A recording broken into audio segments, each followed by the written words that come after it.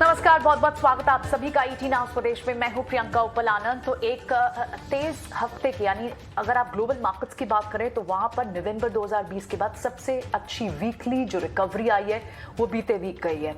Nifty ने भी जिस तरह की रिकवरी दिखाई है, क्या हमने टर्न को यू टर्न कर लिया है, एफआईज अब बायर्स हो गए हैं? इन सारे डेटा के साथ आज किस तरह की ट्रेडिंग स्ट्रैटेजी होनी चाहिए, कौन से स्टॉक्स पर एक्शन हो सकता है, कहां बनानी चाहिए अपनी ट्रेडिंग की रणनीति, पूरा पैनल हमारे साथ तैयार होगा। लेकिन इस वक्त सबसे पहले चलते हैं अजय के पास। अजय हमें बताएंगे आज ट्रेडर स्क्रीन कैसी दिख रही है, किस तरह का सेंटिमेंट आज होगा। मॉर्निंग अजय, कैसे आज रीड करना चाहिए ट्रेडर सेंटिमेंट को? एफएनओ से तो खैर अच्छे आंकड़े आ रहे होंगे, एफआईज बायर्स हैं, कैश में खरीदारी हो रही है, इंडेक्स प्लस कर रहे हैं। Good morning Priyanka. Well, Holi का धमाल पूरे स्क्रीन पे अभी भी बरकरार है। इनफैक्ट एक्सटेंडेड वीकेंड हमारे लिए था, ग्लोबल मार्केट चालू थे, लेकिन अगर आप आज ट्रेडर स्क्रीन को देखेंगे तो आपको ये लगेगा, और एसजीएक्स निफ्टी भी एडजस्टेड भी दिखा रहा है कि एक स्मॉल गैप अप हमारे पास है। ग्लोबली काफ़ी चीज़ें हुई हैं, कमेंट्री आई है, ज़ेलेंस्की जी वापस से बातचीत करना चाहते हैं और इस बार लग रहा है कि ये पूरा डायरेक्शन ले रहा है कि बाजार जो है ग्लोबल मार्केट फैक्टर इन करना शुरू कर रहा है किसी तरह का समझौता। अगर आप देखें एफआई के नंबर्स भी काफ़ी ज़्यादा, इनफैक्ट 7-8 महीनों में सबसे बड़ा बाय फिगर देखा। 2-3 दिन में अगर हम देखें तो $500 बिलियन के आसपास का बाय फिगर हो गया, ये भी एक अच्छा संकेत है। डीआईएस ऑब्वियसली नेगेटिव है, लेकिन एफआई ने सिर्फ एफएनओ में नहीं, कैश में ही नहीं, एफएनओ में भी बाइंग शुरू की है, जिससे हम मानसी से बात करेंगे जल्दी ही। तो सेंटिमेंट क्लियरली काफ़ी ज़्यादा पॉजिटिव है। 17,500, 17,300 या 17,500 का लेवल निफ्टी में अब हमें देखना चाहिए।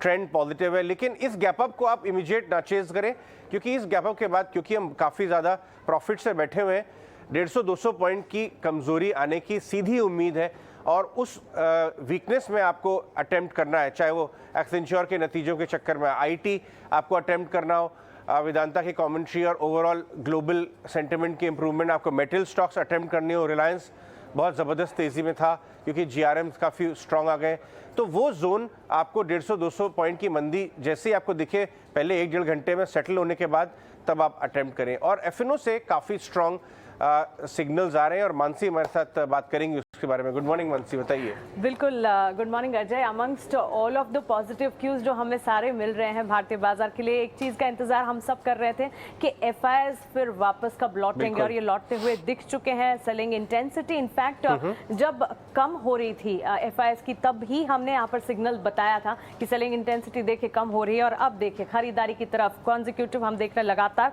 2 ट्रेडिंग सेशन से एफआईएस की खरीदारी जो है देखने को मिली, और 2 सेशंस में 3,100 करोड़ तक की खरीदारी एफआईएस ने दिखा दी है। और गुरुवार का सेशन लंबा वीकेंड था हमारे लिए, लेकिन होली के दिन भी हमारे लिए अच्छी खबर आती हुई जरूर देखने को मिल ही चुकी, क्योंकि गुरुवार को 2,800 करोड़ की खरीदारी एफआईएस की तरफ से।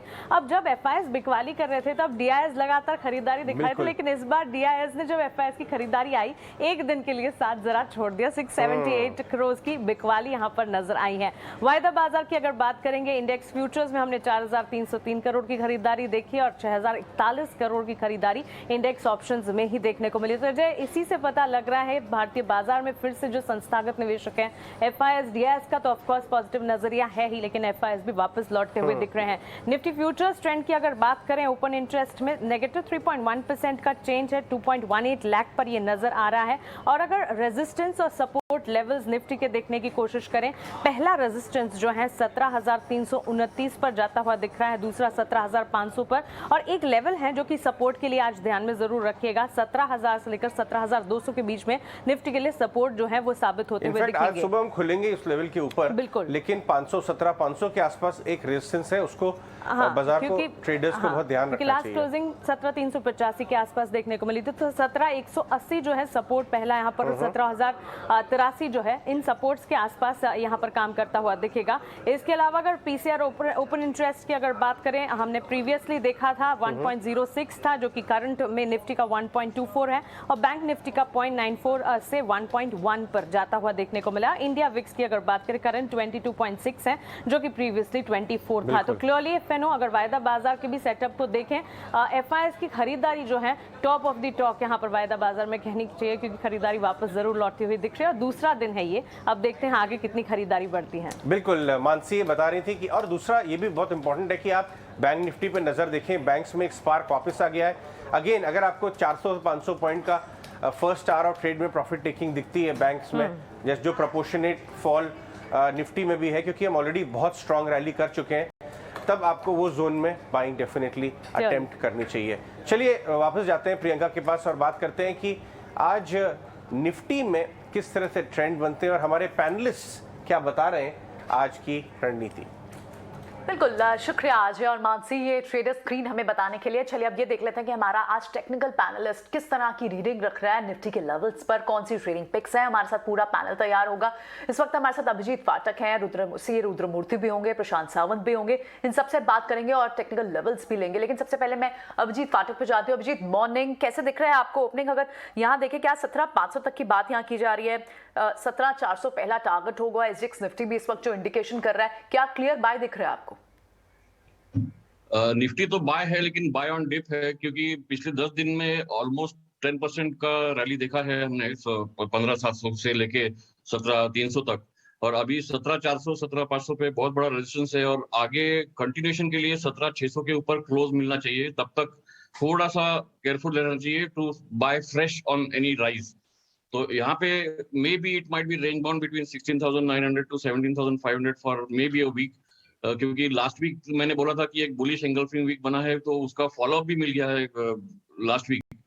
तो now it is bullish but it is buy on dip, और अगर गैप अप खुला तो बाय नहीं करना चाहिए, थोड़ा पुल बैक के लिए वेट करके मे बी 17,100 17,150 का स्टॉप लॉस से लेके जब भी वो स्टॉप लॉस अफोर्डेबल होगा वहां से 17,400 17,500 जा सकता है। लेकिन 17,500 के ऊपर जाना थोड़ा मुश्किल लग रहा है, क्योंकि वहां पे कॉल राइटर्स का ओपन इंटरेस्ट बहुत ज्यादा है, और वो अगर कवर नहीं करेंगे तो निफ्टी में थोड़ा सा प्रेशर रहेगा। ठीक है, तो एक रेंज बाउंड सेशन देख रहे हैं अभिजीत निफ्टी पर। रुद्रमूर्ति भी हमारे साथ। मॉर्निंग रुद्रा, आप कैसे देख रहे हैं आज निफ्टी की रेंज को? Very good morning Priyanka and good morning to all your viewers and panelists. मेरे को ये लगता है निफ्टी फ्यूचर का मूवमेंट क्या है वो 2-3 दिन में बहुत हो गया है, and now 17,500 is a big hurdle. I am bullish on market, but this has to be a buy on dip market. इधर फ्रेश लॉन्ग करने के लिए रिस्क रिवॉर्ड अच्छा नहीं है, so I will be waiting for a dip to buy, and this dip around 17,180 to 17,200 will be a good entry point. So I will be waiting for that opportunity to buy fresh position, and I look at targets of 17,500 with a stop loss of 17,180 on Nifty future. And bank Nifty को देखा है तो support है 35,300 पर और resistance है 36,800. So for me this is a bullish market for sure, but with in last 2-3 trading session बहुत we have gone up, so I want to wait for a dip and then only enter the market. I will be very stock specific. Alright Rudramurthy, तो इस वक्त आपको bye on dips दिखता है और एक range के बीच में भी बाय ऑन डिप्स का, तो यानी कुछ पॉइंट्स हो सकता है हम करेक्ट हो आज, लेकिन वो बाइंग अपॉर्चुनिटी लेनी चाहिए। तो ऐसे में ट्रेडिंग कॉल्स क्या डिवाइस करनी चाहिए? अभिजीत, पहले आप बैंक निफ्टी की भी स्ट्रैटेजी क्या होगी अभिजीत आपकी? बैंक निफ्टी में भी वही है, रेंज बाउंड रह सकता है 37,000 ऑन द हायर साइड, 36,800 37,000, और नीचे की तरफ 35,500 35,600 जो सपोर्ट है। तो मे बी ये 1,500 पॉइंट के बीच में रेंज बाउंड रह सकता है, और अगर गैप अप ये भी खुला 36,700 36,800 के आसपास, तो वहां फ्रेश लॉन्ग नहीं करना चाहिए, क्योंकि रिस्क रिवॉर्ड फेवरेबल नहीं रहेगा। और वहां पे अगर एक शॉर्ट मुझे दिख रहा है कि अगर बैंक निफ्टी गैप अप खुला तो एक्सिस बैंक अगर 750 के आसपास है, 750 755, तो वो शॉर्ट कर सकते हैं इंट्राडे के लिए with stop loss of 760, may be वो 730 तक जा सकता है इंट्राडे। ऑफ कोर्स जैसे मैंने कहा कि ये मार्केट अभी भी बुलिश है, लेकिन इंट्राडे शॉर्ट कर सकते हैं रेंज बाउंड रहने के लिए, और ऊपर की तरफ बाय करना बहुत रिस्की हो सकता है। ठीक है, सो ये रेंज रहेगी। तो क्लियरली आपको शॉर्ट्स कवर होते हुए दिखाई रहे हैं, पुट राइटिंग आपको नीचे के लेवल्स पर दिखाई दे रही है, जिससे कि आपको क्लियर दिख रहा है कि निफ्टी पर, बैंक निफ्टी पर इस वक्त ऊपर के लेवल्स एंटिसिपेट करने चाहिए, लेकिन बाइंग ऑन डिप्स पर एक ही रणनीति होनी चाहिए। लेकिन जिस तरह से हमने देखा लगभग अगर निफ्टी के 50 स्टॉक्स हैं उसमें 37 ऐसे स्टॉक थे जिसमें आपको क्लियरली शॉर्ट कवरिंग दिखी है। बैंक निफ्टी में भी 12 में से आपको 8 बैंकिंग स्टॉक्स ऐसे दिखे हैं जहां पर आपको शॉर्ट्स कवर होते हुए दिखाई दे, क्लियरली तेजी दिख रही है इस वक्त। इस बीच अब त्रिमूर्ति स्टॉक हमारा स्पेशल सेगमेंट, यानी कौन से 3 ऐसे स्टॉक्स हैं जिन पर हमें फोकस करना है, उन पर हम एक बार टेक्निकल एनालिस्ट से लेवल्स भी लेंगे और फंडा गेस्ट से राय भी लेंगे। शरद हमारे साथ बने हुए हैं आज के त्रिमूर्ति स्टॉक्स लेकर। शरद बताएं कहां है फोकस आज?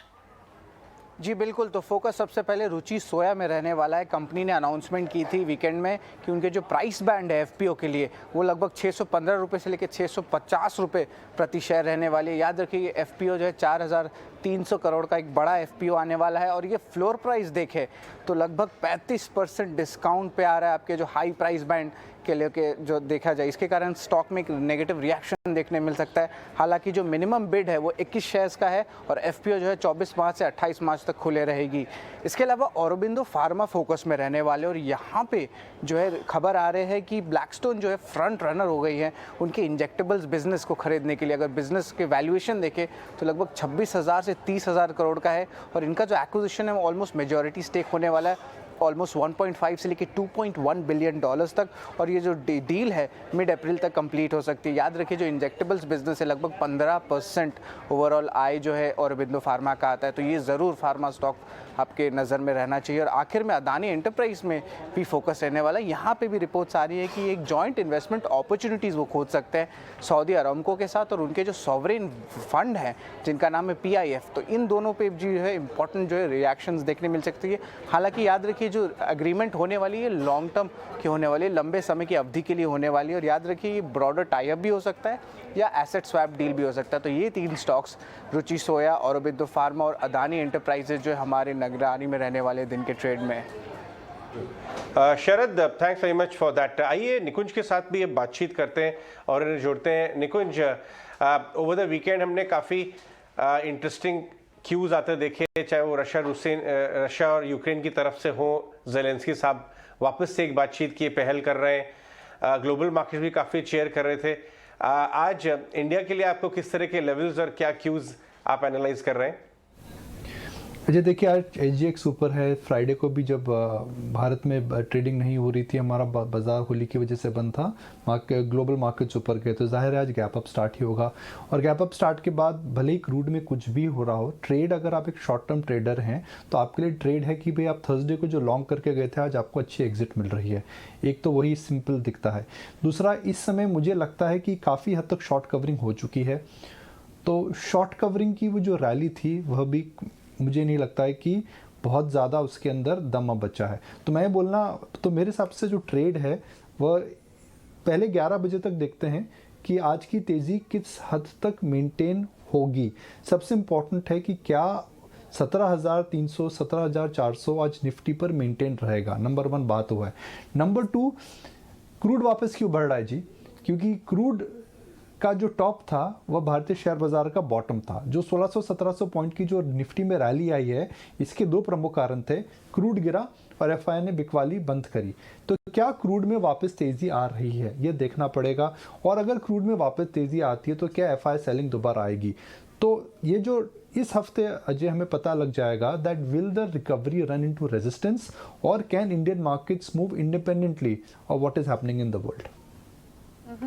All right, morning Nikunj, that's a very important point to look at। लेकिन ऐसे में अगर यहाँ से FI जो इतने समय के बाद बायर्स टर्न हुए हैं, ट्रेंड बदलता हुआ वापस दिखाई दे रहा है, ये जिटरीनेस जरूर बाजार में ला सकता है। लेकिन सेफ बेट्स आपको कहाँ लगती हैं? ऐसे में कौन से सेक्टर्स आपको लगता है जहाँ बेट किया जा सकता है? कोई स्पेसिफिक स्टॉक आप हाईलाइट करना चाहते हो? देखिए मुझे लगता है कि जो हम इंटरनेट कंपनीज की बात कर रहे थे उनके अंदर अभी भी थोड़ा जूस या फिर थोड़ा 5 से 8% की तेज़ी बची है। हमने देखा थर्सडे को किस प्रकार से रेट गेन में तेज़ी देखने को मिली थी। एंजल 1 के अंदर भी 1600 का भाव हो चुका है। किस प्रकार से हमने देखा था कि नायका और जोमेटो के शेयर के अंदर बढ़त देखने को मिली थी। तो मुझे लगता है कि एकदम शॉर्ट टर्म की अगर हम बात करें, अगले 3-4-5 दिन की बात करें, तो एक वह ट्रेड मुझे ज़रूर दिखता है। दूसरा ट्रेड मुझे लगता है कि इस समय स्टील रहेगा। अगर आप देखिए यूक्रेन में जिस प्रकार की वहाँ से खबर आ रही है, वहाँ पर Russians have now captured one large steel plant of Ukraine, तो जाहिर है उसका सीधा प्रभाव इस समय स्टील एक्सपोर्ट्स पे पड़ेगा। एक तरफ तो चाइना एक्सपोर्ट नहीं करना चाहता है, वहाँ पे लॉकडाउन इस समय आ रहे हैं कोविड को लेकर के। रशिया यूक्रेन जो बड़ी कैपेसिटी स्टील की एक्सपोर्ट की थी, उनके अंदर भी हम देख रहे हैं कि इस समय जियोपॉलिटिकल कंसर्न्स की वजह से सप्लाई चेन डिस्टर्ब हो रहा है। और तीसरा अगर आप देखें तो जो लार्ज एक्सपोर्टर स्टील का वो भारत ही बचा है। तो इस समय एक स्कैरसिटी प्रीमियम हो सकता है और स्टील स्टॉक्स के अंदर आने वाले कुछ दिनों के अंदर भी तेज़ी देखने को मिल सकती है। तो दो क्षेत्रों पे दो सेक्टर्स पे नज़र रखिए, रिसेंटली लिस्टेड इंटरनेट कंपनीज या new age IPOs and Indian steel stocks, largely the big companies specially JSW Steel and Tata Steel, because they have a presence in Europe and they will have a huge advantage because of exports. बिल्कुल। Good morning निकुंज, जिस तरह से हम देख रहे हैं global sentiments हमारे पास positive है, साथ ही हमारे पास FIS के जो डेटा है वो भी पॉजिटिव।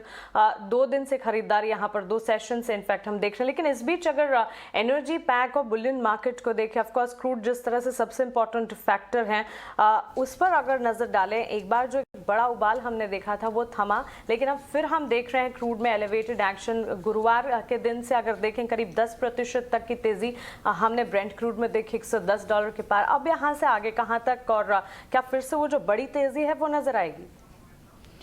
देखिए मानसी, मुझे नहीं लगता है कि क्रूड के अंदर जो हमने गिरावट देखी थी वो परमानेंट रहेगी। क्रूड में गिरावट आने के 2 कारण थे। स्पेकुलेटिव लॉन्ग पोजीशंस जो आए थे वो रिवर्स हो चुकी थी और सबको लग रहा था कि भाई मार्च एंड या अप्रैल मिड तक युद्ध को लेकर के हमें किसी प्रकार की दिशा देखने को मिलेगी। तो अब स्पेकुलेटिव लॉन्ग तो खत्म हो चुके हैं। अब जो क्रूड में लॉन्ग पोजीशंस आ रही हैं वो फ्रेश लॉन्ग्स आ रहे हैं, वो हेज फंड्स इस समय बना रहे हैं। नंबर 2, एक बात पूरी तरह से तय है कि इस समय युद्ध को लेकर के कोई क्लैरिटी नहीं आ रही है। तो इन दोनों कारणों को अगर हम मद्देनज़र रखें तो जाहिर सी बात है कि क्रूड के अंदर इस समय the chances of crude going to 120-130 is greater than crude going back to $90। तो क्रूड मुझे लगता है फिर एक स्विंग फैक्टर है जिस पे नज़र रखनी चाहिए। क्लियरली स्विंग फैक्टर है और चांसेस यहाँ से और बड़े उछाल के ही नजर आ रहे हैं। निकुंज, बहुत शुक्रिया हमारे साथ जुड़ने के लिए, बाजार पर अपने analysis, energy pack, Boolean market, साथ ही इनफैक्ट स्टॉक्स और सेक्टर स्पेसिफिक अपनी राय हमें देने के लिए। तो स्टील सेक्टर पर क्लियरली आपको नजर रखनी होगी। कई सारे स्टॉक स्पेसिफिक मूव्स भी हैं जो कि थोड़ी देर में खबरों के दम पर कहाँ एक्शन दिखेगा हम आपको बताएंगे। इस बीच हमारे टेक्निकल से जहां हम उनकी स्ट्रैटेजी समझ रहे हैं, हमारे साथ कैटलिस्ट वेल्थ के प्रशांत सावंत भी जुड़े हैं, उनसे बात करते हैं। Prashant, good morning, welcome to 18 hours Swadesh. बाजार पर जिस तरह से हमने देखा गुरुवार के दिन, ऑफ कोर्स अच्छी बढ़त के साथ हमने क्लोजिंग देखी है। आज के लिए हमारे पास सारे जो सेंटिमेंट्स हैं वो पॉजिटिव नजर आ रहे हैं। आपके हिसाब से कौन से लेवल्स होंगे जिस पर नजर रखनी चाहिए? जी, वेरी गुड मॉर्निंग और सभी दर्शकों को नमस्कार। एक अहम कॉन्सेप्ट होता है जिसे टाइम साइकिल कहा जाता है स्टॉक मार्केट में, which is time related part. तो आप अगर देखें तो 23 मार्च से लेके 25 मार्च इस जोन में बहुत बड़ी मूव आती है। टिपिकली मार्केट टॉप या मार्केट बॉटम बन जाते हैं और बहुत बड़ी वोलेटाइल मार्केट रहता है इस वक्त। तो अगर आप 2020 में भी जाए तो मार्केट का बॉटम यही बना था जब एक्चुअली डिक्लेयर हुआ था कि हम लॉकडाउन में जाएंगे और वो बॉटम बन गया था। तो ये एक बहुत मेजर टाइम साइकिल इस हफ्ते में आएगी, करीबन 23 से लेके 25 में। इस वक्त में हमें बहुत सावधानी से ट्रेड करना होगा with strict stop losses, overnight futures कम रखने होंगे। जहां तक लेवल्स की बात है तो निफ्टी में मुझे दिखा है कि हम करीबन 17,300 के आसपास थे। हम 17,600 तक जा सकते हैं। 600-650 एक बार आपको दिख जाए तो हमें प्रॉफिट बुक कर लेना चाहिए, क्योंकि मैं कोई फ्रेश लॉन्ग सजेस्ट नहीं कर रहा हूँ 200-300 पॉइंट के लिए। बट वहां से अगर हम रिवर्स करते हैं और उसके बाद अगर 17,200 ब्रेक हो जाए तो डेफिनेटली मुझे निफ्टी में वीकनेस दिख रही है और 17,200 के नीचे मेरी ये राय होगी कि हमें निफ्टी फ्यूचर्स को शॉर्ट करना होगा with a stop loss of 17,450, यानी करीबन 250 पॉइंट के रिस्क से। और टारगेट में देख रहा हूँ 16,500 की मार्च एक्सपायरी के लिए। बट इसके लिए ये जरूरी होगा कि हम एक बार 17,200 को ब्रेक कर दें। तो फिलहाल मार्केट रेंज बाउंड होगा 2 दिनों के लिए और वो रेंज होगी 17,300 से लेके 17,600-700। राइट, ओके, ये प्रशांत का व्यू रहेगा निफ्टी पर। तो टाइम साइकिल को भी ध्यान रखते हुए अपनी स्ट्रैटेजी हमारे व्यूअर्स के साथ शेयर कर रहे हैं। अब एक बार ये समझ लेते हैं कि आज ट्रेडिंग कॉल्स कहां पर बनती हुई दिखाई दे रही हैं। हमारे साथ अभिजीत फाटक हैं। अभिजीत, आप आज किन स्टॉक्स पर बेट करेंगे? अगर आप रेंज बाउंड देख रहे हैं तो बाय कॉल्स क्लियर हैं यहाँ, या आप थोड़ा हेज रख रहे हैं स्ट्रैटेजी? नहीं, दोनों तरफ से ट्रेड करना चाहिए, क्योंकि अगर गैप अप खुला और ऊपर अगर रेजिस्टेंस हुआ तो definitely leading stocks will come down. और उसमें मुझे एक एक्सिस बैंक में वीकनेस आने की संभावना लग रही है। एक्सिस बैंक अगर 750 755 के आसपास आ रहा है तो वहां पे शॉर्ट करके stop loss 760 765 and target will be 730 735। BPCL is a buy on dip near 358 360, stop loss रहेगा 353 और टारगेट 372 374। अनदर दूसरा एक स्टॉक जो स्ट्रांग दिख रहा है पिछले कुछ दिनों से, DLF का भी बाय है, अगेन नियर 358 360, स्टॉप लॉस 355 और उसका भी टारगेट 375 है। तो दो लॉन्ग है और एक शॉर्ट है। राइट, चलिए रुद्रा के पास चलते हैं और उनसे भी जानते हैं उनकी क्या स्ट्रेटेजी चल रही है। रुद्रा, बैंगलोर में होली कैसी रही? सबसे पहले ये बताइए, आपने होली खेली? डेफिनेटली या एंड बहुत अच्छा था Ajay ji, and even my Hindi is just going better and better and Holi was fabulous. Okay, अब आप बताइए आपके ट्रेडिंग कॉल्स क्या है इस समय आज के बाजार के लिए? या and very important point Nikunj sir ने राइज किया है वो क्रूड का है। क्रूड का चार्ट भी जस्ट 30 सेकंड्स में देखा है तो $95 ब्रेंट क्रूड में बहुत इंपॉर्टेंट सपोर्ट है। From there we have bounced now back to around 107 110 zone. So I feel crude oil will make a comeback and it will move back to those levels of $125 to $130 on Brent crude, and this will be negative to market. So I am expecting only a bounce of 100-200 point on Nifty. So we can see levels of 17,500 to 17,700. You have to use this up move to book profit and be very stock specific. I will buy the stronger stocks and sell the weaker one. One of the stronger stock is Whirlpool. Whirlpool is seeing a bottom formation and मेरे को accumulation का patterns Whirlpool chart में देख रहे हैं और target 1700 रखना चाहता हूँ, stop loss 1620। एक और बाय कॉल है Ipca lab. Again this stock is making the bottom formation and strong supports are seen at 1000 to 1020 level. So I will be a buyer in Ipca Lab, and even pharma as a pack can make a move contrarily. So target of 1065 with a stop loss of 1020. And I have one short call. Dalmia Bharat, even on markets like Thursday, was coming down. In a strong market, stocks coming down, imagine if market turns, what will happen to these stocks? Even another stock like Dalmia Bharat, which I could see, was AU Small Bank. So these are stocks which I will sell on every rise. Dalmia Bharat is a sell, looking at targets of 1300 with a stop loss of 1520. Alright, तो clearly ये है mister रुद्रमूर्ति के stock specific recommendation. एक बार प्रशांत से भी उनकी calls जान लेते हैं, उसके बाद तीनों गेस्ट से एक एक कर उनके कॉल ऑफ द डे इनमें से कौन से हैं वो भी मैं पता लगा लूंगी। लेकिन प्रशांत, आपकी कॉल ऑफ द डे आज के लिए कौन सी स्टॉक स्पेसिफिक रिकमेंडेशंस आप दे रहे हैं, वो पहले आप बताइए। जी, पहले 3 कॉल्स बताऊंगा, फिर कॉल ऑफ द डे बताता हूँ। तो एक स्टॉक, एक सेक्टर जो काफी अच्छा कंसोलिडेशन के बाद अंडर परफॉर्मर रहा था, अब एक अच्छा ब्रेकआउट दे रहा है, वो है FMCG सेक्टर, जहां पे टाटा कंज्यूमर लीड कर रहा है, ITC लीड कर रहा है। तो इस सेक्टर से मेरा फर्स्ट पिक होगा जो होगा ब्रिटानिया। मैं इसको बाय करना चाहूंगा अबाउट 3375 यानी 3375 के ऊपर में खरीदना चाहूंगा और मैं स्टॉप लॉस रखूंगा 3290 3290। जो टारगेट मैं इसमें देख रहा हूँ वो करीबन 3550 का है। तो ये मेरा फर्स्ट पिक होगा ब्रिटानिया। सेकेंड पिक मेरा IT पैक से होगा।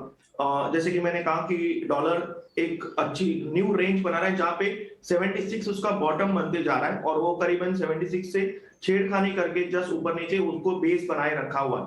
तो मेरा सेकंड कॉल इन्फी होगा, वहां पे मेरा स्टॉप लॉस होगा 1825 और जो टारगेट मैं देख रहा हूँ बहुत शॉर्ट टर्म है, करीबन 4 से 5 दिनों में, वो देख रहा हूँ 1925 का। तो ये रिस्क रिवॉर्ड के हिसाब से अच्छा पिक होगा इन्फोसिस। और जो थर्ड कॉल मेरी होगी वो शॉर्ट कॉल होगी ऑन हेवल्स। तो शॉर्ट हेवल्स बिलो 1135 यानी 1135 के नीचे शॉर्ट करना होगा। स्टॉप लॉस आपको रखना है 1160 यानी करीबन 25 पॉइंट आपकी रिस्क है। टारगेट आप रखोगे 1060 यानी करीबन 65-70 पॉइंट आपका रिवॉर्ड है। ये 3 मेरी पिक्स होगी। जो कॉल ऑफ द डे होगी वो मेटल सेक्टर से होगी और वो होगी to buy JSW steel about 695 यानी यहाँ से 10 रुपए ऊपर। स्टॉप लॉस में रखूंगा 670 670 और फर्स्ट टारगेट में रख रहा हूँ 745। ये अगर 745 लेवल के ऊपर क्लोज दे दे तो शायद अगले 2-3 दिनों में ये 770 भी दिखा सकता है। तो ये 4 मेरे पिक्स होंगे। ऑलराइट, तो क्लियरली टेक्निकल दमदार पिक्स हमारे टेक्निकल एक्सपर्ट्स की तरफ से इंट्राडे पर्सपेक्टिव के लिहाज से आते हुए दिख रहे हैं और इसमें प्रशांत की कॉल ऑफ द डे भी JSW स्टील पर। चलिए हमारे और दोनों जो टेक्निकल एक्सपर्ट्स हैं उनसे भी उनकी कॉल ऑफ द डे जान लेते हैं। अभिजीत, आज के लिए आपकी कॉल ऑफ द डे कौन सी होगी? अगर ये SGX की तरह निफ्टी भी गैप अप ही खुला तो मेरा जो शॉर्ट कॉल था एक्सिस बैंक का वो ज्यादा चलने की उम्मीद है, तो Axis Bank short will be the call of the day. Jeet की तरफ से एक्सिस बैंक को शॉर्ट करना is the call of the day. Rudramurthy ji, आपकी कॉल ऑफ द डे आज कौन सी है? मेरे को Whirlpool call of the day, target 1700 with a stop loss of 1620। Alright, ठीक है। तो ये सारी कॉल्स होंगी यहाँ, जबकि हेवल्स को शॉर्ट करा रहे हैं प्रशांत, वर्लपूल को प्लस करा रहे हैं रुद्र, और ये उनकी कॉल ऑफ द डे भी होंगी। तो कई सारी बाय और सेल कॉल, दोनों तरह की हेज स्ट्रैटेजी आज हमारे एक्सपर्ट्स दे रहे हैं, एंटिसिपेटिंग कि आज शायद हम ऊपर खुलने के बाद थोड़े पॉइंट्स करेक्ट हो, क्योंकि ऑलरेडी हमने एक अच्छी खासी तेजी पिछले पूरे हफ्ते देख ली है। तो ऐसे में अगर आप सारी कॉल्स अगर एक बार दोबारा से हम अपने व्यूवर्स को फिर से रिकैप दिखा रहे हैं, एक्सिस बैंक को शॉर्ट करने की सलाह रहेगी यहाँ अभिजीत की। पूरा पैनल है जो बता रहा है कि कहाँ जाएगा निफ्टी। इनफैक्ट एक बार निफ्टी की चाल भी इसको डिस्कस करेंगे, लेकिन कॉल्स को हम एक बार देख रहे हैं। तो एक्सिस बैंक यहाँ से शॉर्ट करने की राय रहेगी अभिजीत का एक ट्रेड। अभिजीत ने बाय और सेल दोनों तरह की कॉल्स दी हैं, और साथ ही प्रशांत ने भी हमें कॉल दी है जहां पर वो इन्फी को प्लस कर रहे हैं लेकिन हेवल्स को शॉर्ट कर रहे हैं, और JSW स्टील को, स्टील पैक पे अभी हम सुबह बात भी कर रहे थे निकुंज से, तो यहाँ पे भी तेजी करने की राय रहेगी प्रशांत के तरफ से। और रुद्रा यहाँ पर इप्का लैब को प्लस कर रहे हैं और डालमिया भारत को यहाँ से सेल करने की राय दे रहे हैं। तो ये सारी तमाम कॉल्स जिन पर आज आपको नजरिया रखना होगा, आपको टारगेट और स्टॉप लॉस दिए जा रहे हैं। चलिए, बिल्कुल, तो ये सारी कॉल्स तो है ही। साथ ही आज जिस तरह से अभिजीत IT पैक पर आपका क्या व्यू रहेगा? हमने देखा एक अच्छी खासी तेजी आ भी चुकी है और एक्सेंचर के जिस तरह के नंबर्स आए, उन्होंने रेवेन्यू गाइडेंस भी बढ़ा दिया है। आज आपको लगता है यहाँ पर एक सेंटिमेंटल इफेक्ट पूरे इन्फी पैक पे, पूरे IT पैक पे देखने को मिलेगा? कैसे देख रहे हैं आप इस पैक को? हालांकि मुझे याद है आपने शॉर्ट करने की सलाह भी दी थी, और थर्सडे को हमने देखा भी था लास्ट आवर में थोड़ी सी प्रॉफिट बुकिंग आई थी इन्फी TCS बड़े काउंटर्स में। एक्चुअली अभी मतलब वो एक्सचेंज रिजल्ट तो ठीक है, लेकिन यहाँ से रिजल्ट सीजन शुरू होने के पहले रेंज बाउंड रह सकता है, ज्यादा बुलिशनेस नहीं लग रही है मेरे को। तो इन्फोसिस का 1925 जो हाई था फ्राइडे को, थर्सडे को सॉरी, वो बहुत बड़ा रेजिस्टेंस है। 1925 टू 1950 55 जो प्रीवियस टॉप था वो रेजिस्टेंस है, तो वहां उसके ऊपर क्लोज हुआ तो ही फ्रेश बुलिशनेस है, लेकिन तब तक रेंज बाउंड बिटवीन 1800 एंड 1925 1950। प्रशांत, ये वेदांता की भी जो कमेंट्री आई है over the weekend, in fact Vedanta ने काफ़ी सॉलिड अपमूव दिखाया है, 300 वाला ऑलमोस्ट 400 जाके थोड़ा सॉफ्टन हुआ है। वेदांता में आपको किस तरह का चार्ट पैटर्न नज़र आ रहा है? काफ़ी बड़ी बड़ी इंटरेस्टिंग बातें, नंबर्स के ऊपर गाइडेंस सब कुछ दिया है, एबिटा गाइडेंस दी है, वो तो फंडामेंटल पे हो गया। चार्ट्स पे क्या सेम रिफ्लेक्ट हो रहा है? मुझे वेदांता में क्लियर करीबन टॉप फॉर्मेशन के सिग्नल्स दिखाई दे रहे हैं, और मुझे लग रहा है कि अगर एक रैली आ जाए यहाँ से, अभी करीबन हम 380 पे 385 390 यानी 385 390 यहाँ पे प्रॉफिट बुक करना बहुत समझदारी होगी। और उसके बाद अगर किसी को फिर से फ्रेश लॉन्च करने हैं तो वो 405 के ऊपर कर सकता है, जो मुझे लगता नहीं कि आएगा। तो मेरी ये सलाह होगी कि 385 390 रेंज में आप एक बार इसमें प्रॉफिट बुक कर लीजिए। ऑलराइट, तो क्लियरली ये राय आती हुई वेदांता पर नजर आ रही। 378 के लेवल्स पर ट्रेड हमने गुरुवार के सेशन में देखा है। रुद्रा, एक बार रैपिडली मूविंग सेक्टर्स की अगर बात करें तो पिछला पूरा हफ्ता रियल एस्टेट के नाम रहा। चुने हुए नाम या जाने माने नाम जैसे गोदरेज प्रॉपर्टीज, DLF में अच्छी बढ़त के बीच ट्रेड्स हमने देखे। अभिजीत का पॉजिटिव नजरिया तो है ही स्पेस पर, इन दो स्टॉक्स पर आपका रिकमेंडेशन क्या लगता है?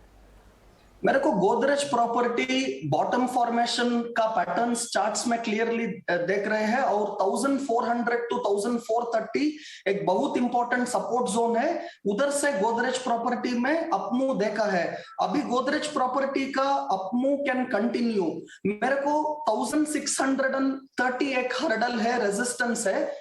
वंस इट क्रॉसेस 1630, मेरे को गोदरेज प्रॉपर्टी फर्दर अपमूव के लिए आई वुड गो लॉन्ग। 2000 भी target medium to longer term time frame में आ सकता है। So I will buy Godrej property on dips and strong support zones are there at around 1420। Right gentleman, stay with us. अभी हम आपके पास वापस आएंगे। बहुत इंटरेस्टिंग डिटेल्स के ऊपर सौमित ने एक लिस्ट बनाई है। ये कि कौन से मैनेजमेंट्स कौन से फंड्स के साथ मुलाकात कर रहे हैं और शेड्यूल की है एनालिस्ट मीट हमने देखा है लास्ट कुछ दिनों में भी उन स्टॉक्स पे काफ़ी एक्शन हुआ। सौमित बताइए कौन से स्टॉक्स और मैनेजमेंट्स की मुलाकात हो रही है?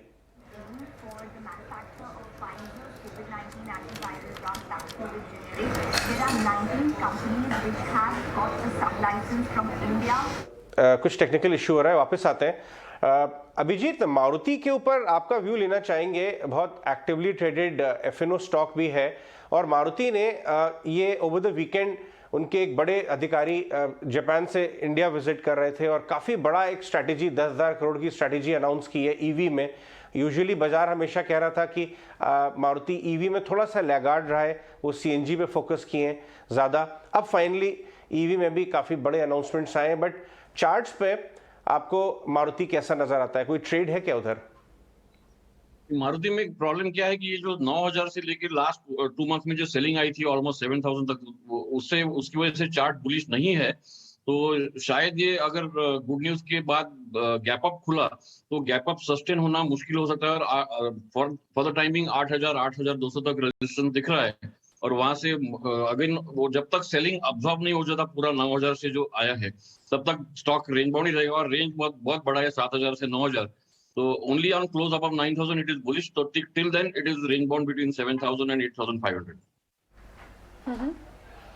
ऑलराइट, अब चलिए तो ये मारुति पे राय रहेगी अभिजीत की, इस पर और डिटेल में भी बात करेंगे फंडा गैस से भी, लेकिन फिलहाल इस वक्त ये समझ लेते हैं आज कहाँ इंपॉर्टेंट एनालिस्ट मीट हो रही हैं, कौन सी इन्वेस्टर मीट्स हो रही हैं। सुमित ने एक पूरी रिपोर्ट कंपाइल किया जहां वो बता रहे हैं कि भाई कौन से स्टॉक्स पर आज फोकस करना चाहिए विद दिस व्यू। सुमित बताएं अपने रिपोर्ट में क्या कंपाइल किया आपने। कुछ कंपनीज जो आज फोकस में रहेगी क्योंकि बड़े इंस्टीट्यूशनल इन्वेस्टर्स, फंड हाउसेस और एनालिस्ट को मिलने वाली है। पहले तो नाइका फोकस में रहेगा क्योंकि हाल ही में कंपनी ने जेफरीज को मीट किया था और आज अबू धाबी इन्वेस्टमेंट अथॉरिटी और कूपर इन्वेस्टर्स को मीट करने वाली है मार्च 21 आज के डेट पे। उसके अलावा Indo count, craftsman automation, IIFL finance, CG power और ग्रीन लैम्प, ये सारी कंपनीज फोकस में रहेगी क्योंकि ये इंस्टीट्यूशनल इन्वेस्टर्स और एनालिस्ट को आज मीट करने वाली है। उसके अलावा अडानी ग्रीन, काफ़ी सारे फॉरेन इन्वेस्टर्स के साथ इस कंपनी की आज मीटिंग है। CG कंज्यूमर्स भी फोकस में रहेगी क्योंकि आज जो GIC प्राइवेट इन्वेस्टर को मीट करने वाली है। और आखिर में शोभा और उनकी जो नई MD है वो काफ़ी सारे इन्वेस्टर्स के साथ मीटिंग कर रही है और आज उनकी एडलवाइज सिक्योरिटीज़ के साथ भी मीटिंग है, तो ये कंपनी भी आज फोकस में रहेगी। ऑलराइट, ठीक है, बहुत बहुत शुक्रिया सुमित इस जानकारी के लिए। हम नजर बनाकर रखेंगे इन सारे ही स्टॉक्स पर। अब एक बार निफ्टी पर, बैंक निफ्टी पर ट्रेडिंग कॉल्स और एक्सटेंशन हमारे पैनलिस्ट के, हमारे साथ कुणाल बोथरा भी हैं और नरेश मिरानी भी हैं। Morning to both of you. Naresh, पहले आपका व्यू समझना चाहेंगे कि what is you reading on this, क्योंकि हम देख रहे हैं SGX निफ्टी एक गैप अप तो दिखा रहा है लेकिन ये सस्टेन करेगा या आपको लग रहा है एक रेंज बाउंड सेशन देख सकते हैं आज? मेरा मानना है कि सस्टेन तो कर जाएगा, बट ओवरऑल हम अब जो जोन में आ चुके हैं निफ्टी के, वो एक मेजर रेजिस्टेंस जोन है इन टर्म्स ऑफ कि जहां पे पहले टॉप बना था। तो अगर हम देखें कि जो मेजर टॉप था अराउंड 2 फरवरी से लेके जनवरी में, वो 17,600 से 17,800 के पास है और ये लास्ट लोअर टॉप पैटर्न रहा है। सो यहाँ पे एक रेजिस्टेंस आना चाहिए। तो 17,300-400 पे जब हम खुलेंगे वहां से रिस्क रिवॉर्ड निफ्टी में नहीं रहेगा, बट स्टॉक स्पेसिफिक एक्शन रह सकता है और यहाँ से स्टॉक स्पेसिफिक एक्शन सिलेक्टिव होगा कि जैसे करंट बाउंस में सब कुछ बाउंस हुआ है बट आगे चलते हुए ऐसा नहीं रहेगा। तो मेरा मानना ये है कि अभी स्टॉक स्पेसिफिक रहना है, स्टॉप लॉसेस स्ट्रिक्ट रखना है और ओवरऑल बायस लॉन्ग ही है।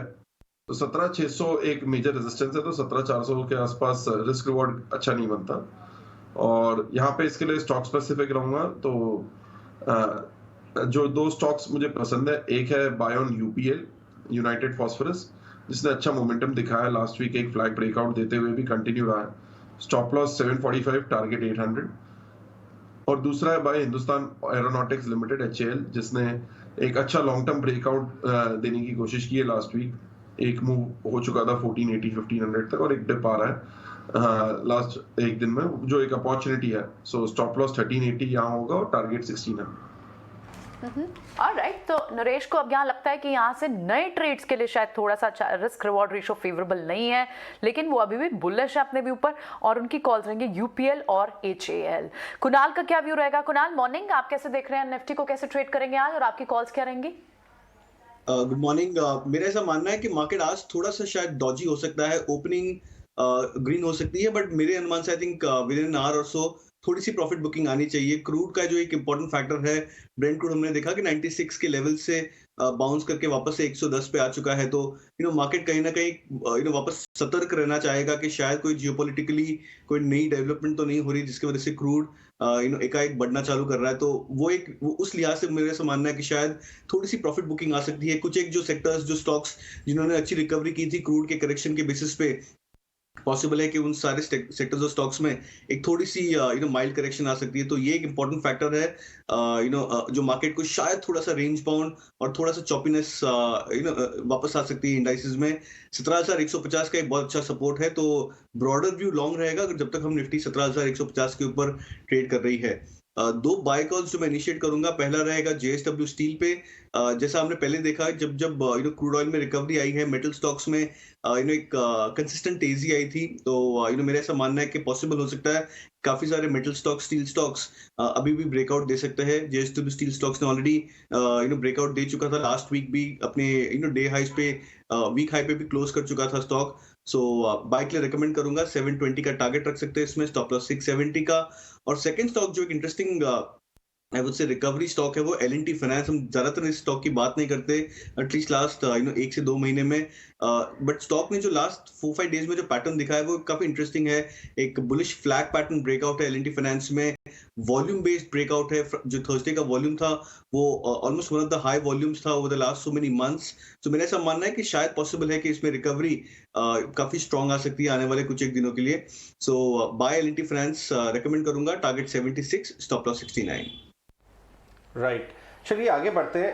अभिजीत, फार्मा स्टॉक्स में हमने देखा सेलेक्टिव एक्शन हो रहा है। सन फार्मा, सिप्ला, आज ऑरबिंदो फार्मा में इकोनॉमिक टाइम्स के हेडलाइन में ये खबर है कि इंजेक्टेबल बिजनेस से कारोबार में ब्लैकस्टोन आय कर रहा है। ऑरबिंदो फार्मा जो थोड़ा लैगार्ड रहा है सिस्टम का ओवरऑल, आपको ऑरबिंदो फार्मा में कोई ट्रेड बनता हुआ नजर आता है क्या? आपको याद होगा 2 हफ्ता पहले, सॉरी लास्ट वीक, मैंने ऑरोबिंदो में बाय कॉल दिया था, और मैंने ये भी कहा था कि आई वुडंट बी सरप्राइज कि अगर वो 700 तक चला जाए ये महीने में। लेकिन अगर ये न्यूज की वजह से गैप अप हुआ तो गैप अप के बाद बाय करना थोड़ा सा रिस्की हो सकता है, but positional buy was always there for a target of 700। मैंने ये भी बोला था कि शायद ये डार्क हॉर्स हो सकता है फॉर मार्च इन फार्मा। बिल्कुल, ये आपने बोला था, इसीलिए मैंने आपसे ये सवाल भी पूछा। तो ये डार्क हॉर्स हो सकता है, 500 के लेवल से रिबाउंड करके 650 के आसपास आया है, लेकिन ओवरऑल अगर आप देखें तो ये 1000 वाला एक बार हाफ हो चुका है, सबसे ज़्यादा अंडर परफॉर्मेंस था। अभिजीत फाटक के हिसाब से इसमें एक ट्रेड बन रहा है और ये डार्क हॉर्स बन सकता है। ऑलराइट, एक बार रिटेल स्पेस पे भी व्यू समझ लेते हैं। रुद्रा, हालांकि रिलायंस के लिए न्यूज़ है, वो अपने रिटेल आर्म को और स्ट्रॉन्ग करने की कोशिश कर रहे हैं। यहाँ पे एक उन्होंने यहाँ पर क्लोविया में स्टेक भी खरीदा, लेकिन पूरा रिटेल स्पेस को आप देखिए कितना बजिंग रहा है पिछले पूरे हफ्ते। आप ट्रेंड की बात करें, talking about the entire universe from retail, major stocks from that space. Trent की आप बात करें, आप ABFRL की बात करें, रिटेल काउंटर्स इस हफ्ते इस वीक कैसे परफॉर्म कर सकते हैं, कैसे दिख रहे हैं ये दोनों काउंटर्स चार्ट्स पे? Definitely retail counters are looking very strong. मेरे को चार्ट में क्लियर ब्रेकआउट भी देख रहे हैं, और 1200 का ब्रेकआउट ट्रेंड ने किया है, वॉल्यूम का साथ ब्रेकआउट दिया है। प्राइस का एक्शन देखा है तो 1200 ब्रेकआउट हाई वॉल्यूम से आया है। So for me any dip in trend is a very good buying opportunity. और even if I look at stock like Shoppers Stop, investment के भी ये बहुत अच्छा स्टॉक है, और शॉपर स्टॉक भी अराउंड 390 का लेवल्स का ब्रेकआउट करके अभी उसका ऊपर क्लियर से क्लोज हुआ है। सो 2 things, 1 breakout and 2 with volume breakout and 3 closing above that level. ये सभी मेरे को बहुत स्ट्रॉन्ग चार्ट पैटर्न्स है। So Trent is a buy, Shoppers Stop is a buy, and even Reliance को देखा है तो उधर you have a conglomerate of business, and Reliance का स्पेसिफिक चार्ट भी 2420 एक रेजिस्टेंस था, और रेजिस्टेंस को भी क्लियर करके क्लोज हुआ है। अभी रिलायंस मेरे को any dip to 2450 will be a buying opportunity, and Reliance is now headed towards 2550. So Reliance is a buy, Trent is a buy, Shopper Stop is a buy. This sector, retail sector, बहुत अच्छा दिखता है charts पर। Clearly तो यहाँ पर retail space में trend, shopper stop जैसे स्टॉक्स और रिलायंस में भी आप देखें अच्छी तेजी के बीच ही कामकाज देखने को मिल रहा है। इन स्तरों पर भी खरीदारी के मौके ऑफकोर्स देखने को मिल रहे हैं। एबी फैशन की भी अगर बात करें, अच्छी तेजी के बीच कामकाज हमने देखा। नायका से जुड़े अभी हमने फंड मीट भी आपको बताई, तो क्लियरली अब फैशन रिटेल स्पेस जो है फोकस में है और इनमें अच्छे मौके नजर आ सकते हैं। चलिए, त्रिमूर्ति शेयर्स तो आपने देखे, कौन से वो 3 बड़े शेयर्स हैं जिन या खबरें हैं जिनसे स्टॉक स्पेसिफिक मूवमेंट आ सकती है, लेकिन उसके अलावा और कौन सी खबरें हैं जिस पर आज मार्केट में स्टॉक स्पेसिफिक रिएक्शन दिखेगा, ये भी जान लेते हैं शरद से। शरद, गुड मॉर्निंग, बताएं खबरों वाले शेयर्स अब कौन से हैं?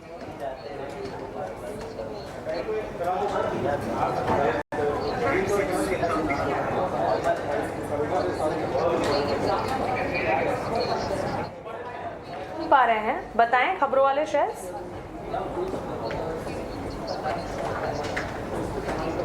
जी बिल्कुल आईटी स्टॉक्स फोकस में रहने वाले और यहाँ पे एसेंचर के शानदार दूसरे तिमाही के नतीजे आए हैं। अब देखा जाए तो आप रेवेन्यू में जो है लगभग 24% का ग्रोथ देखने मिल चुका है और उन्होंने गाइडेंस भी बढ़ा दी FY 22 को लेके। 19 से लेके 22% तक का जो गाइडेंस पहले दिया गया था, अब उसको बढ़ा के 24 से 26% कर दिए हैं। इसके अलावा मारुति सुजुकी फोकस में रहने वाला है। सुजुकी कॉर्पोरेशन जो है आपके जापान की, वो जो है लगभग 10,400 करोड़ का जो इन्वेस्टमेंट करने वाले हैं ईवी में, बैटरी में, तो ये स्टॉक ज़रूर फोकस में रहने वाला है। अब याद रखिए, फोकस कंपनी का CNG में था, तो एक टाइप से स्ट्रैटेजिक मूव है ये, इसको ज़रूर याद रखिएगा। इसके अलावा रिलायंस फोकस में रहेगा। उनकी आर्म रिलायंस रिटेल वेंचर्स ने लगभग 89% स्टेक जो है क्लोविया में ले ली है। इसका जो ओवरऑल डील वैल्यू है लगभग 950 करोड़ रुपए का है।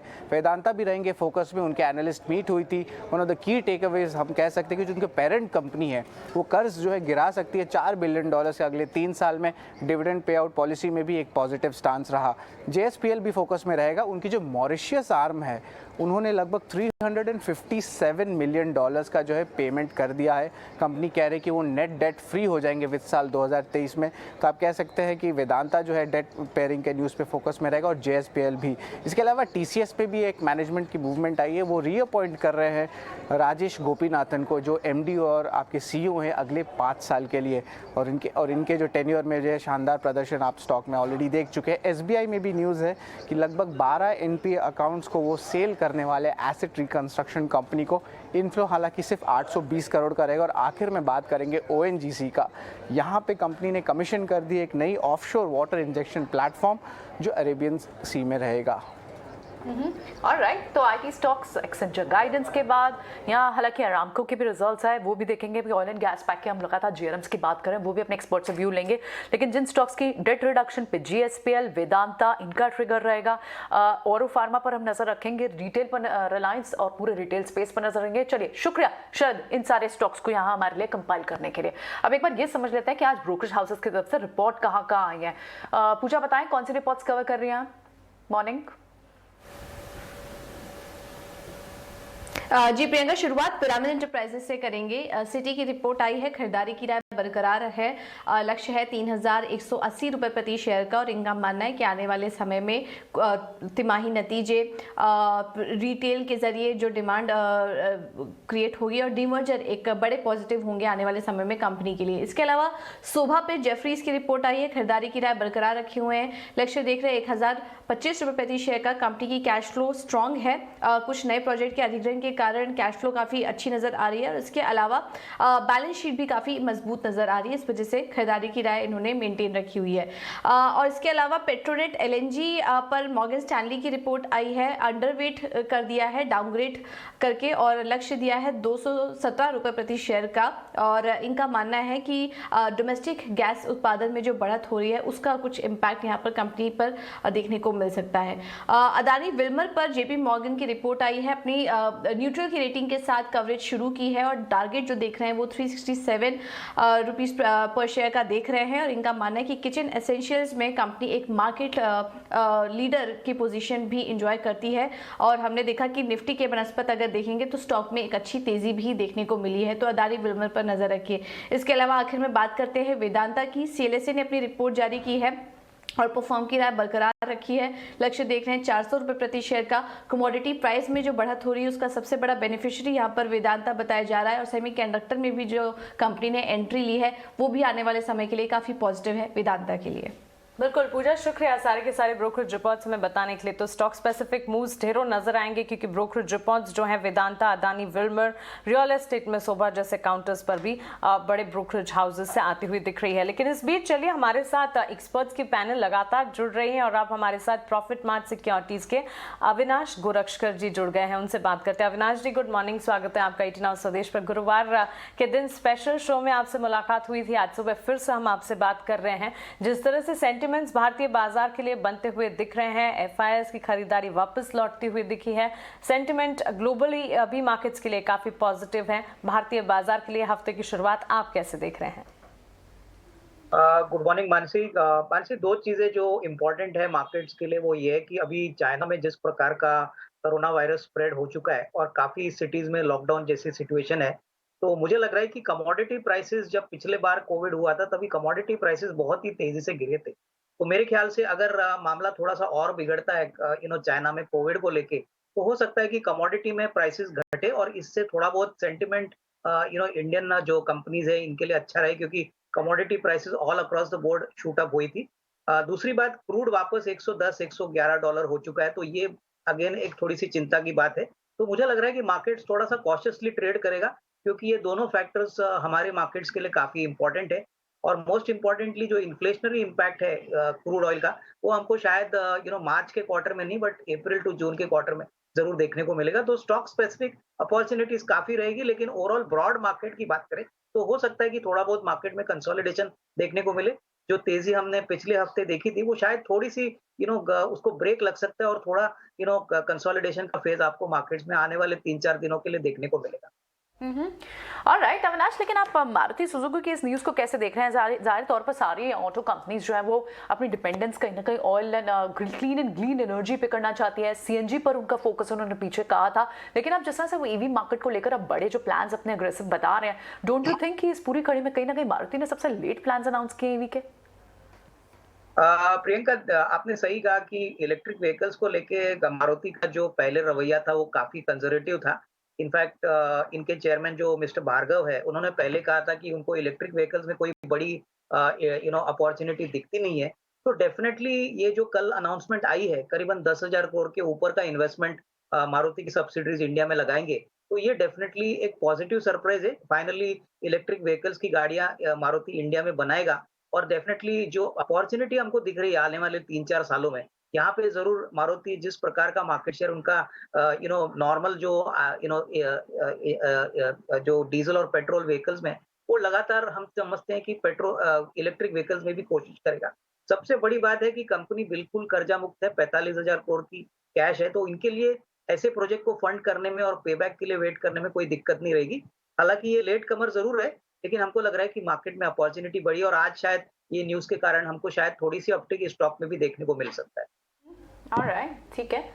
सो ऑलरेडी हम देख रहे हैं कि ऑटो स्पेस पे अच्छा खासा एक अप मूव हमने पिछले हफ्ते देखा भी। पीएलआई स्कीम से जुड़ा भी ट्रिगर रहा, अंडर परफॉर्मर्स थे और जिस तरह के शॉर्ट स्क्वीज हुए हैं, वो भी एक रीजन था कि हमने इस स्पेस पर पूरी अच्छी खासी तेजी देखी। कुछ और व्यू स्टॉक्स पर व्यूज भी ले लेते हैं। अदानी, एक बार अदानी ग्रुप पर पैक पर नजरिया ले लेते हैं यहाँ से प्रशांत से। अदानी पर क्योंकि वो एक्सप्लोर कर रहे हैं पार्टनरशिप टाइज विद अरामको, प्रशांत हमने देखा था बिल्डअप तो शुरू हो गया था अदानी एंटरप्राइज, अदानी पैक है सारे स्टॉक्स पे। क्या दिख रहा है आपको इस पैक में फेवरेबल? क्या कोई trading opportunities? It's a positive trigger, रामको के रिजल्ट्स भी अच्छे हैं, सेंटिमेंटल भी अच्छा है।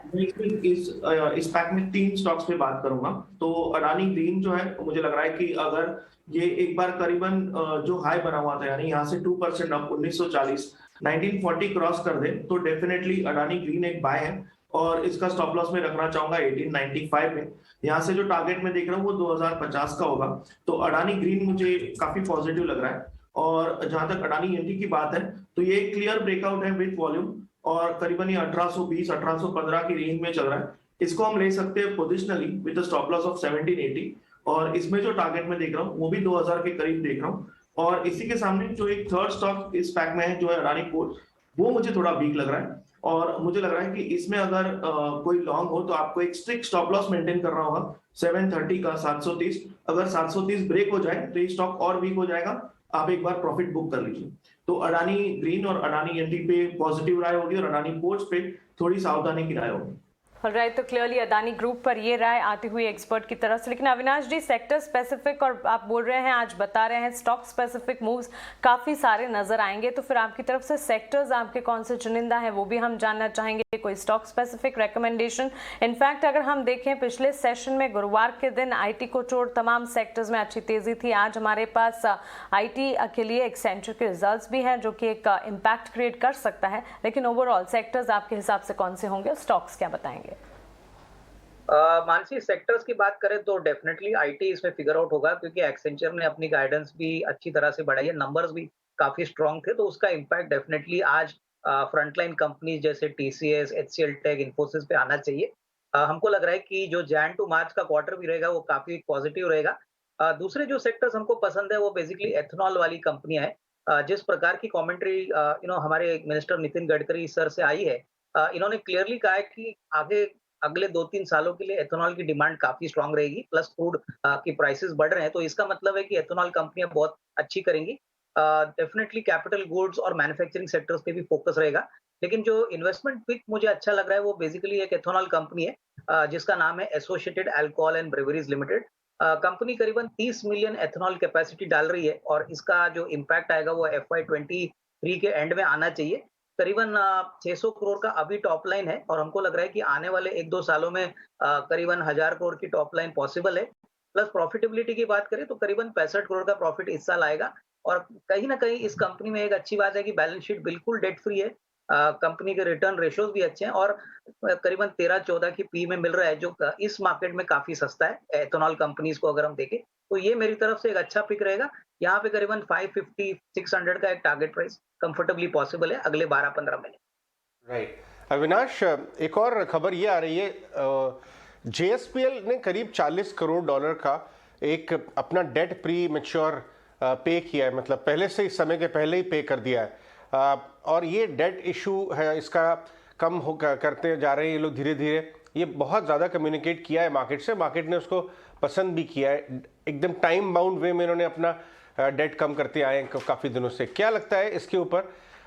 ऑलमोस्ट 500 की तरफ पहुंच गया है Jindal steel and power last 2-3 हफ्तों में। इसमें क्या आपको लगता है कि स्टीम बरकरार रहेगी? अजय, मुझे लगता है कि इसमें और थोड़ी री-रेटिंग पॉसिबल है, क्योंकि जो इंटरेस्ट कॉस्ट का रिडक्शन का इम्पैक्ट आएगा वो आपको पूरी तरह से FY23 में रिफ्लेक्ट होगा। जैन टू मार्च के क्वार्टर में तो शायद इसका कहीं बड़ा इम्पैक्ट आएगा नहीं, तो डेफिनेटली अर्निंग्स को बड़ा मोमेंटम और बड़ा positive surprise interest cost reduction से आएगा।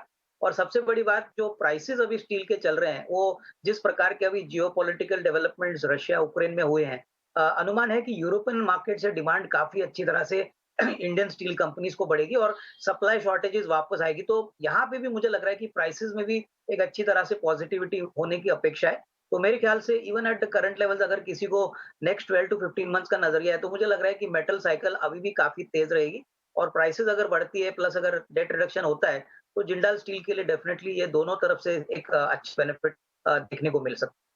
करीब करीब 16% चला है लास्ट 2 हफ्ते में। 65 रुपए का अपमूव ऑलरेडी इसमें आ चुका है। ये मोमेंटम चल रहा है और अविनाश कह रहे हैं कि शायद ये बरकरार रहेगा। ये पॉजिटिव न्यूज़ फ्लो है। दूसरी बात, ऑरोबिंदो फार्मा की टेक्निकली तो अभिजीत फाटक ने बताया काफ़ी स्ट्रांग है, लेकिन अविनाश अगर आप ये एनालाइज करें, काफ़ी समय से इंजेक्टेबल आर्म में वैल्यू अनलॉकिंग की बात चल रही है, हो नहीं पाया था। लेकिन फ़ायदे की बात इस समय ये है, अब जब ईटी की रिपोर्ट आई है कि ब्लैकस्टोन करीब आ रहा है इनके, कि स्टॉक 1000 रुपये वाला ऑलरेडी 500 जाके 650 आया है। क्या है रिस्क रिवॉर्ड इस लेवल पे, जिस तरह के ट्रिगर्स इसमें लाइंड अप में अहेड, अब आपको अट्रैक्टिव लगते हैं अविनाश? देखिए अजय, मुझे लग रहा है कि अगर ये ब्लैकस्टोन की डील फ्रक्टिफाई होती है तो काफी हद तक ये पैसा अगर कंपनी में आता है तो इनके लिए काफी अच्छी बात रहेगी, क्योंकि थोड़ा सा कर्जा जो इनके बैलेंस शीट पे वो निकल जाएगा। प्लस ब्लैक रॉक जिस प्रकार का सॉलिड पी इन्वेस्टर है, इससे मार्केट में सेंटिमेंटली भी एक बड़ा बूस्ट मिलेगा।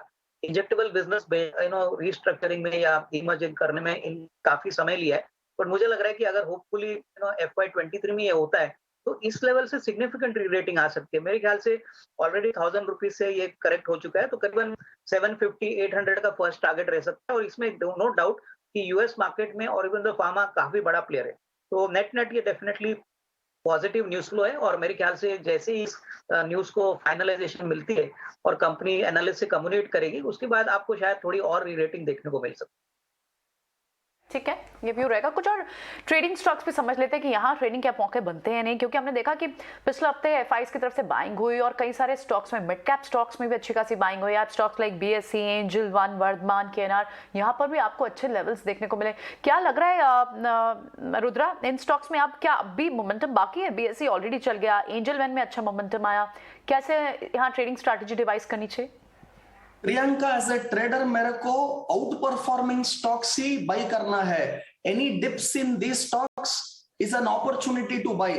अभी बीएसई को लेवल देखा है तो वो पहला ब्रेकआउट दिया है 2375 पर, एंड उधर से straight stock went up to levels closer to 3140। उधर से अभी थोड़ा प्रॉफिट बुकिंग और थोड़ा डिप आ रही है। सो any dip in BSE is a great buying opportunity for trading.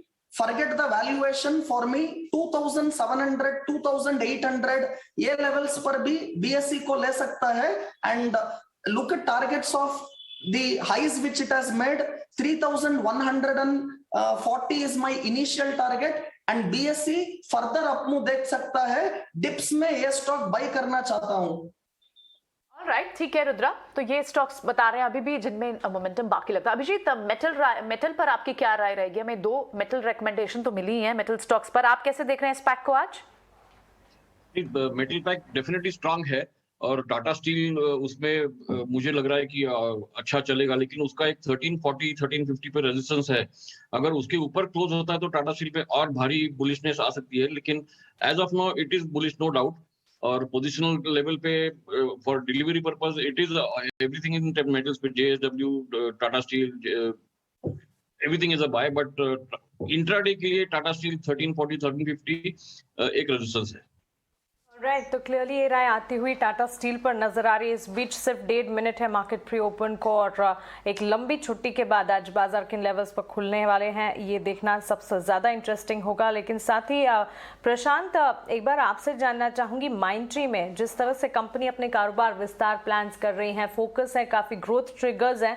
In fact अभी अभी कंपनी ने अपनी एक्सपेंशन पुणे मार्केट में की है, नई फैसिलिटी इन्होंने एक टेक पार्क आईसीसी में खोली है। माइंडट्री के चार्ट से एक बार देखें और बताएं, news base impact, company expansion plans काफी सारे कर रही है, लेकिन टेक्निकली आपको कैसा नजर आ रहा है? इसकी एक क्लियर बॉटम फॉर्मेशन हो चुकी है, तो जिनको एक इन्वेस्टमेंट करनी है from a long term perspective, portfolio में ऐड करना है, वो इस लेवल में कर सकते हैं। बट जिन्हें ट्रेडिंग करनी है, जिन्हें मोमेंटम चाहिए, तो डेफिनेटली उन्हें एक 1% मूव के लिए रुकना होगा। यानी यहाँ से एक बार ये 4200 के ऊपर निकल जाए तब इसमें मोमेंटम आएगा वॉल्यूम के साथ, तो तब आप ट्रेड कर सकते हो इसमें फॉर टारगेट्स ऑफ 4500, और आपको स्टॉप लॉस रखना होगा 4100। जो पोजिशनली ऐड करना चाहते हैं पोर्टफोलियो में, वो एक बहुत अच्छा लेवल है। और अगर इसमें आपको करीबन 3875-80 तक डिप मिल जाए तो वो और अच्छे लेवल्स हो जाएंगे जिसे आप ऐड कर सकते हो। पोजिशनली आपको जो स्टॉप लॉस मेंटेन करना होगा वो होगा 3800 का। जब तक ये लेवल इंटैक्ट है आप इस स्टॉक में बने रह सकते हो। ऑलराइट, तो क्लियरली माइंडट्री पर ये नज़रिया, अगर लंबी अवधि का निवेश के बारे में आप सोच रहे हैं, एक बार यहाँ पर खरीदारी के मौके ढूंढे जा सकते हैं। इस बीच आप देखें मार्केट प्री ओपन आपकी टीवी स्क्रीन पर यहाँ नज़र आ रहा है। एसडीएक्स निफ्टी एशियाई बाजार की जो तेज़ी है वो अब भी बरकरार है, करीब 122 अंकों की बढ़त के साथ यहाँ पर ट्रेड्स हम देख रहे हैं। और प्री ओपन में अगर निफ्टी बैंक निफ्टी को भी देखें, सेंटिमेंट्स जिस तरह से नज़र आ रहे थे वैसे ही कुछ और लेवल्स भी जो हमने आपको बताए थे आज सुबह ही ट्रेडर स्क्रीन के साथ, वो भी एक बार आपको क्विकली चेक करवा देंगे। लेकिन इस बीच आप देखिए सेंसेक्स में हरे निशान के साथ प्री ओपन में ट्रेड्स खुलते हुए 58,283 के लेवल्स पर कामकाज है। निफ्टी अगर आप देखेंगे यहाँ पर थोड़ी वॉलेटाइल लेवल्स देखने को मिल रहे हैं। निफ्टी कहाँ जाएगा, इस पर जब एक्सपर्ट से हमने बातचीत की तो अभिजीत का मानना था कि अपनी पोजीशंस को इंटैक्ट रखने की राय।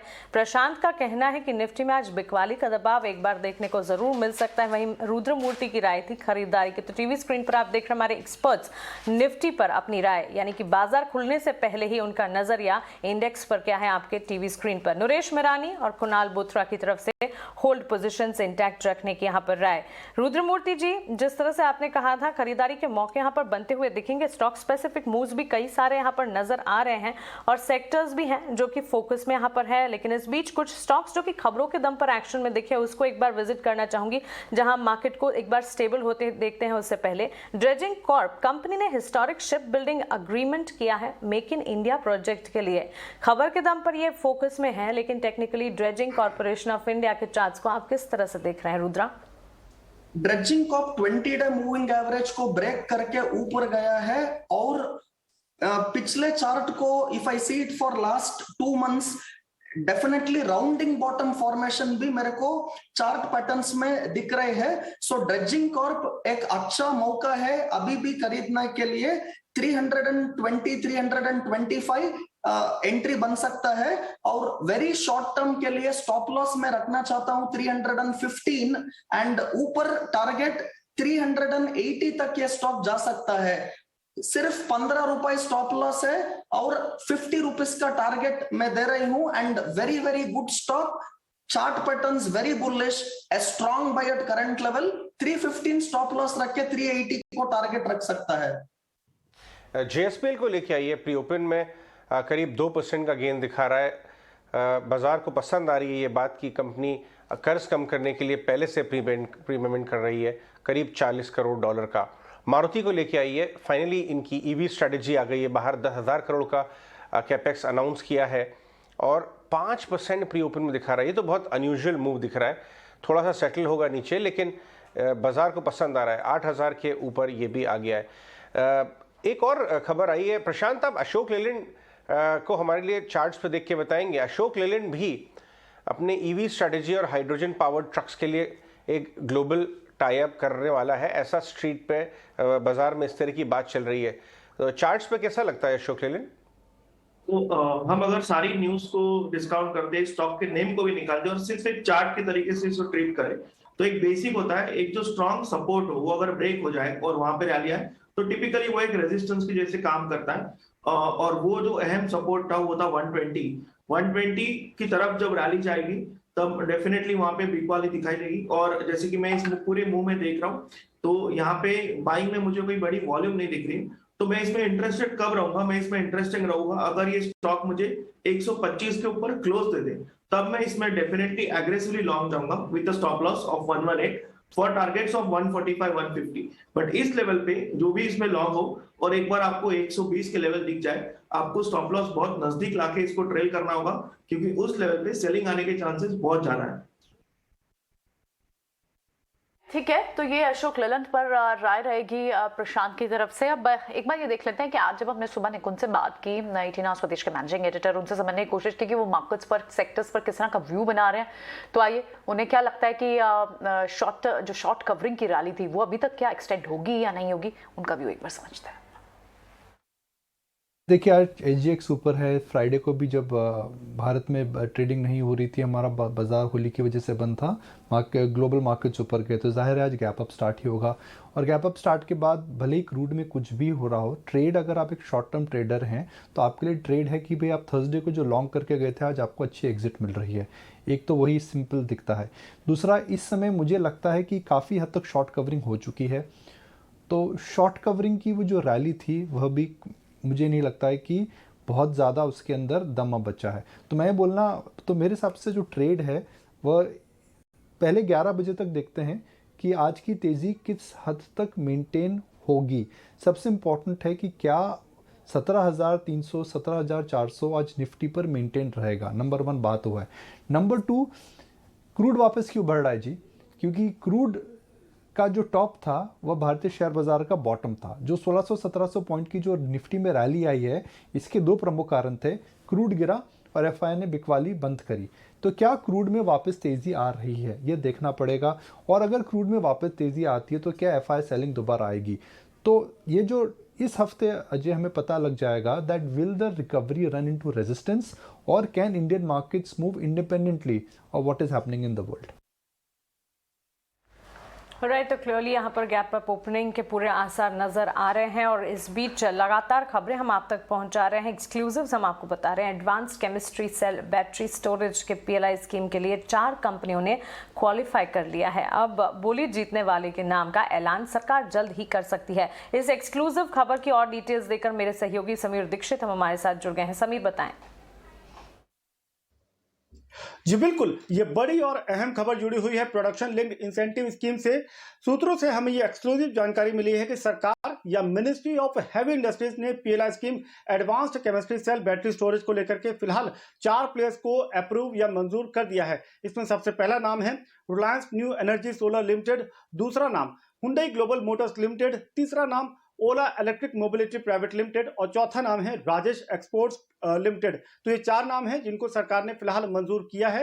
हालांकि इनकी तरफ से संभावित निवेश कितना रहने वाला है इसके बारे में कोई ठोस जानकारी नहीं है, लेकिन प्रक्रिया के तहत 4 नाम को फिलहाल मिनिस्ट्री ऑफ हैवी इंडस्ट्रीज ने अप्रूव कर दिया है। सरकार ने इस स्कीम के लिए जनवरी में तमाम प्राइवेट प्लेयर से बोलियां आमंत्रित की थी और तब सरकार को जबरदस्त रिस्पॉन्स भी मिला था। 10 बिड्स सरकार को मिली थी 130 गीगावाट आवर्स मैन्युफैक्चरिंग कैपेसिटी को लेकर के, जो कि सरकार जो मैन्युफैक्चरिंग कैपेसिटी अवार्ड करना चाहती है उससे लगभग 2.5 गुने से भी ज्यादा है, क्योंकि सरकार जो मैन्युफैक्चरिंग कैपेसिटी अवार्ड करना चाहती है वो सिर्फ 50 गीगावाट आवर्स की है। लेकिन जनवरी में सरकार को जो बड़े प्राइवेट प्लेयर से बोलियां प्राप्त हुई उसमें Mahindra and Mahindra, Lucas TVS, Ola, Reliance, Amar Raja, Rajesh exports जैसे तमाम दिग्गज प्लेयर से इसके लिए बोलियां प्राप्त हुई थी। लेकिन अब सरकार ने उनमें से 4 को अप्रूव कर दिया है। ये जो पूरी स्कीम है ये 5 साल की इंसेंटिव बेस्ड स्कीम है। स्कीम के तहत जो शॉर्ट लिस्टेड एप्लीकेंट होगा उसको 2 साल के भीतर मैन्युफैक्चरिंग कैपेसिटी बिल्टअप करनी होगी, उसके अगले 5 साल उसको इंसेंटिव सरकार की तरफ से प्राप्त होगा। सरकार को भरोसा है और जो पूरी स्कीम का खाका है वो कुछ यूं है कि ये स्कीम तमाम प्राइवेट प्लेयर से निवेश को आमंत्रित करेगी और साथ ही बैटरी मैन्युफैक्चरिंग भारत में इसको ज्यादा प्रोत्साहित करेगी, ताकि जो विदेशों पर निर्भरता है, इंपोर्ट जो जबरदस्त भारत में होता है उसको भी आने वाले वक्त में काफी कम या लगभग ना के बराबर किया जा सके। चलिए आगे बढ़ते हैं और आपको बताते हैं कि कौन सी बड़ी फार्मा कंपनी में फंड्स काफी इस समय एक्टिव है और क्या खबर बन के आ रही है। पंकज लेके आए हैं ये हमारे लिए गर्मा गर्म स्टॉक स्पेसिफिक खबर। गुड मॉर्निंग पंकज, बताइए कहाँ पे खबर गर्म है। अजय, अगर आप देखेंगे सिप्ला का स्टॉक 14% एक महीने में ऊपर है और पिछले 2 हफ्ते में अराउंड 13%। आप बोल सकते हैं कि मार्केट ऊपर गया, इसके लिए शायद सिप्ला भी ऊपर गया, बट सिप्ला एक जनरली ऐसा स्टॉक नहीं है जो मार्केट के साथ जाता है। उसमें हम हमेशा देखते हैं कि it tends to go against the market. मतलब मार्केट नीचे जाता है तो सिप्ला ऊपर जाता है। अभी मैंने क्या किया है, मैंने बहुत सारे एनालिस्ट से बात की है, मैंने बहुत सारे इन्वेस्टर्स से बात की है, and one of the key reasons जो ये खरीद रहे हैं ये उनका रेस्पिरेटरी पोर्टफोलियो, जो उमंग वोरा ने भी हमारे चैनल पे आके कहा है कि नेक्स्ट 3 इयर्स में, जब भी उन्होंने हमसे इंटरव्यू किया है, नेक्स्ट 2 to 3 इयर्स में उनका रेस्पिरेटरी पोर्टफोलियो बेटर रहेगा। और अगर आप एब्यूट्रॉल का डेटा देखिए, सम ऑफ द अदर इनहेलर जो उन्होंने लॉन्च किया है उसका मार्केट शेयर गेन आ रहा है। तो मार्केट को ऐसा लग रहा है कि इनका respiratory portfolio will be one of the most blockbuster ones. अगर हम उनका मार्केट शेयर देखें, एब्यूट्रॉल में जो एक काफ़ी कॉम्प्लेक्स इनहेलर ड्रग है उसमें 15.6% है।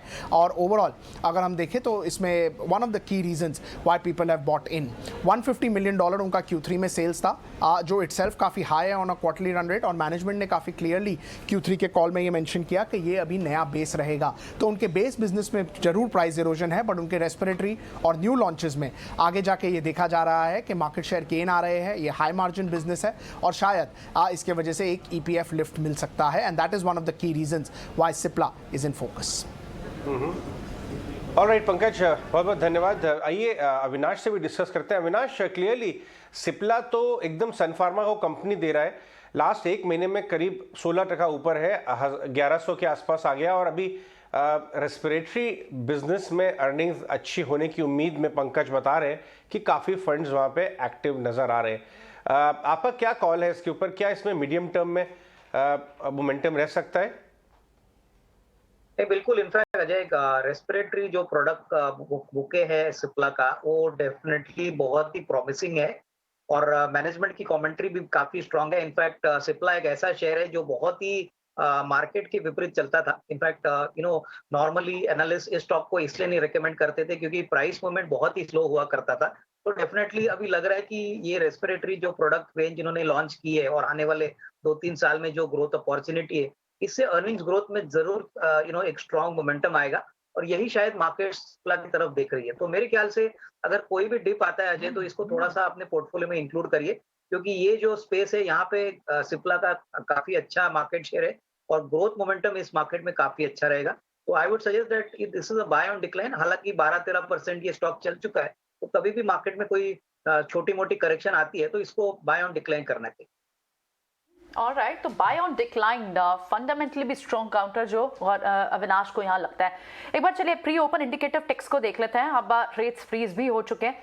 हम देख रहे हैं कि जो SGX निफ्टी इंडिकेट कर रहा था उसके आसपास आपको लगभग अब 40 ऑड पॉइंट्स की गैप अप की तैयारी मार्केट्स कर रही है, निफ्टी कर रहा है और उसमें आपको टॉप गेनर्स में अब आपको मारुति सुजुकी लगभग 2% की तेजी के साथ और सिप्ला आपको थर्ड गेनर दिखाई देगा, जहां पर आज भी 2% तक की तेजी दिखाई दे रही है। HDFC में भी आपको 2% की तेजी आज दिखाई दे रही है और IT पैक के भी आपको काउंटर्स लाइक इन्फोसिस और तमाम दूसरे काउंटर TCS वहां पर आपको तेजी दिखाई दे रही है। तो देखते हैं कि किस तरह का आज ये स्पैन आउट होता है और कौन से सेक्टर इस मोमेंटम को सस्टेन करते हैं। लेकिन एक बार वेरी क्लियरली एक व्यू ले लेते हैं। टाइटन में भी आपको लगभग 1.5% की तेजी यहाँ दिखाई दे रही है और HDFC stocks, HDFC limited, Rudra जिस तरह की चाल दिखा रहा है HDFC लिमिटेड, अब भी आप देखें लगभग 2200 से लेकर 300 पॉइंट्स तक का मूव, अप्रोक्सीमेटली 250 पॉइंट्स का मूव अब तक मिल चुका है and with in 3-4 trading sessions only.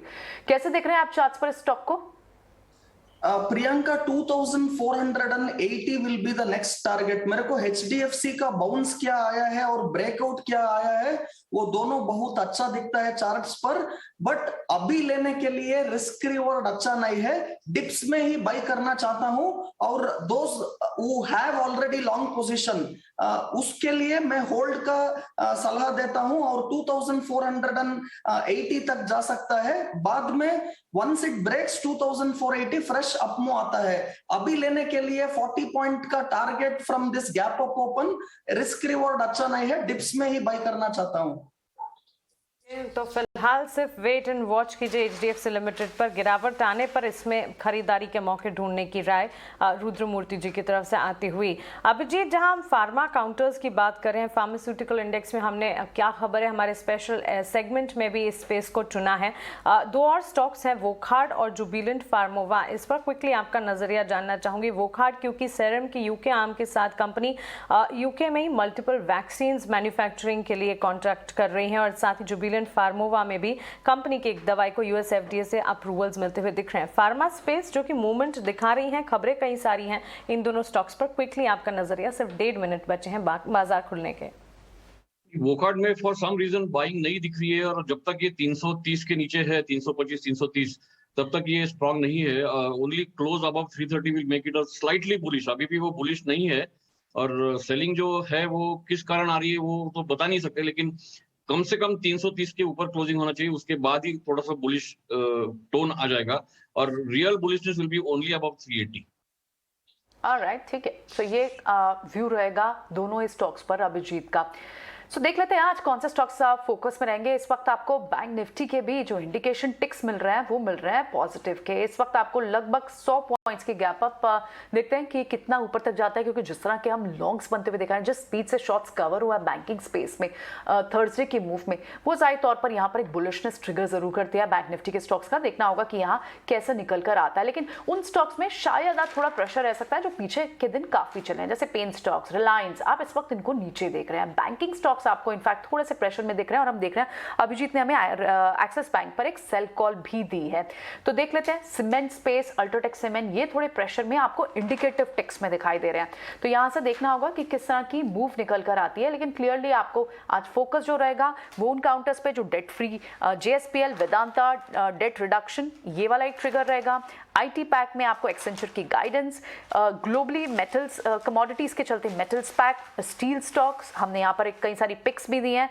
Fertiliser और केमिकल स्पेस हम देख रहे हैं पिछले हफ्ते से मूव में। और अब आप देखिए इस वक्त मार्केट्स ओपन होती हैं, बैंक निफ्टी आपको लगभग 100 ऑड पॉइंट्स की गैप अप के साथ खुलते हुए दिखाई देता है। Nifty round about 50 odd points, 17,330 के पास आपको खुलते हुए दिखाई देता है, लेकिन 17,400 के पास अब जिस तरह से एक्सपर्ट्स बोल रहे हैं कि एक रेजिस्टेंस है।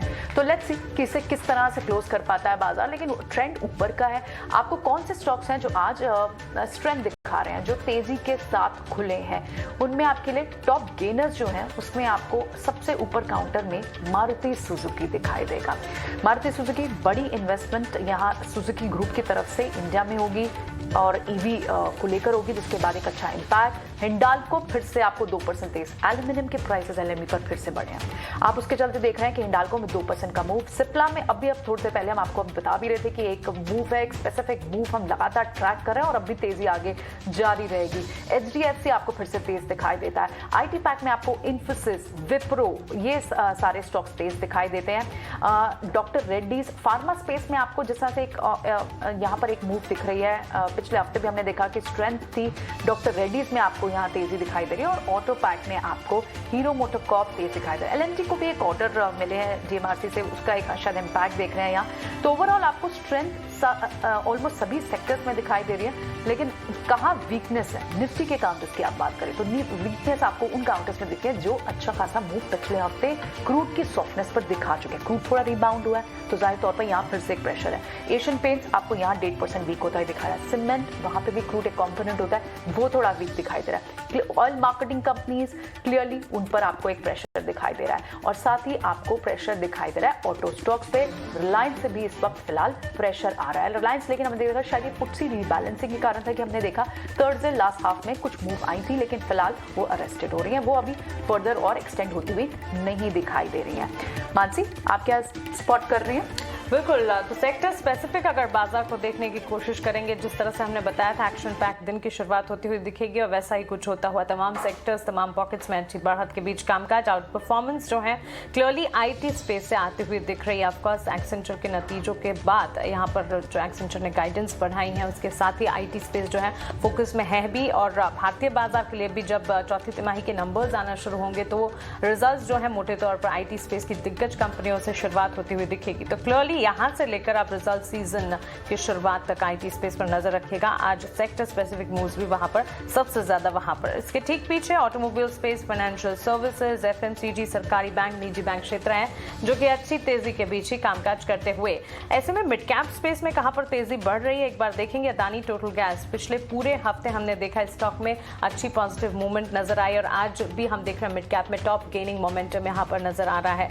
इसके पीछे फोर्टिस हेल्थकेयर में देखिए अच्छी बढ़त के बीच कामकाज है। Godrej Agrovet, Whirlpool, Bombay Burma, trend जैसे कुछ स्टॉक्स जो कि अच्छी तेजी के साथ मिड कैप में टॉप मूविंग कैंडिडेट्स हैं। बिकवाली का दबाव मिड कैप में भी सीमेंट स्पेस जो है कमजोरी झेलते हुए। रैमको सीमेंट देखिए 2.5% तक की कमजोरी। Varun beverages, Dalmia Bharat, prestige estate जैसे स्टॉक्स में लाल निशान के साथ कामकाज। एल&टी फाइनेंस होल्डिंग्स और चोला इन्वेस्ट में भी हम देख रहे हैं बिकवाली का दबाव यहाँ पर क्लियरली नजर आ रहा है।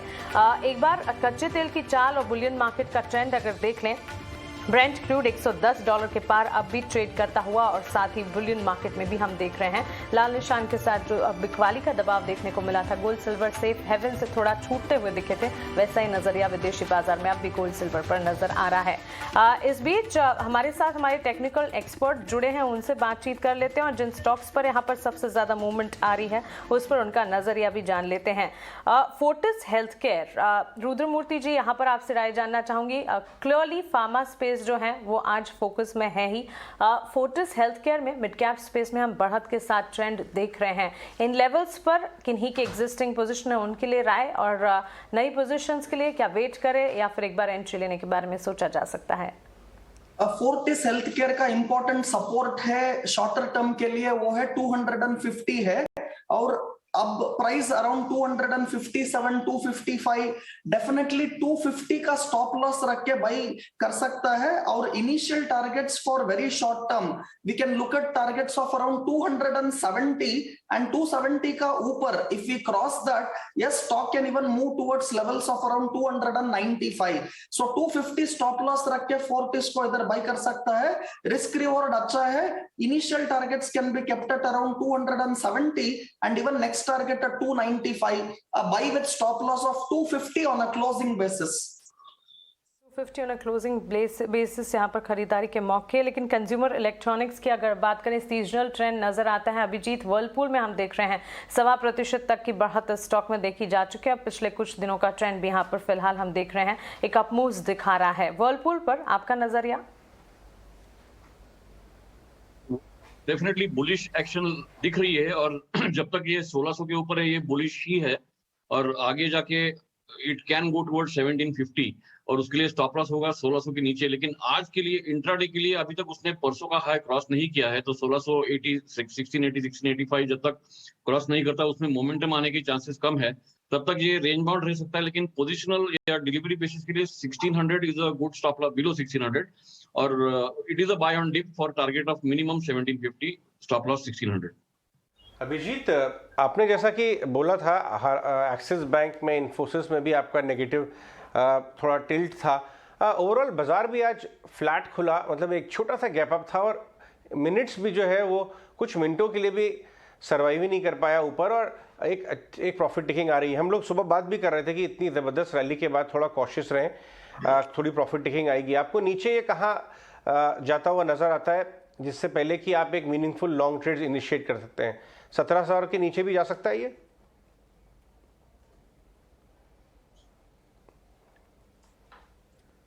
अभिजीत, मैं आपसे पूछ रहा हूँ ये कि 17,000 क्या टेस्ट कर सकता है? क्या वहां पे फ्रेश लॉन्ग क्रिएट करने चाहिए? तो 17,000 गया तो ये वीक हो जाएगा। 17,200, 17,250 का बहुत अच्छा सपोर्ट है, और स्पॉट लेवल में 17,200 अगर टूटता है तो ये वीक हो सकता है, मे बी फिर 17,000 जा सकता है। लेकिन इंट्राडे के लिए 17,250, 17,240 ये जो के आसपास लॉन्ग ट्राई करके 17,200 के नीचे स्टॉप लॉस ये हो सकता है। लेकिन फिर भी व्यू इज द सेम, ये इतना बढ़ने के बाद इमीडिएट राइज नहीं आ सकती है।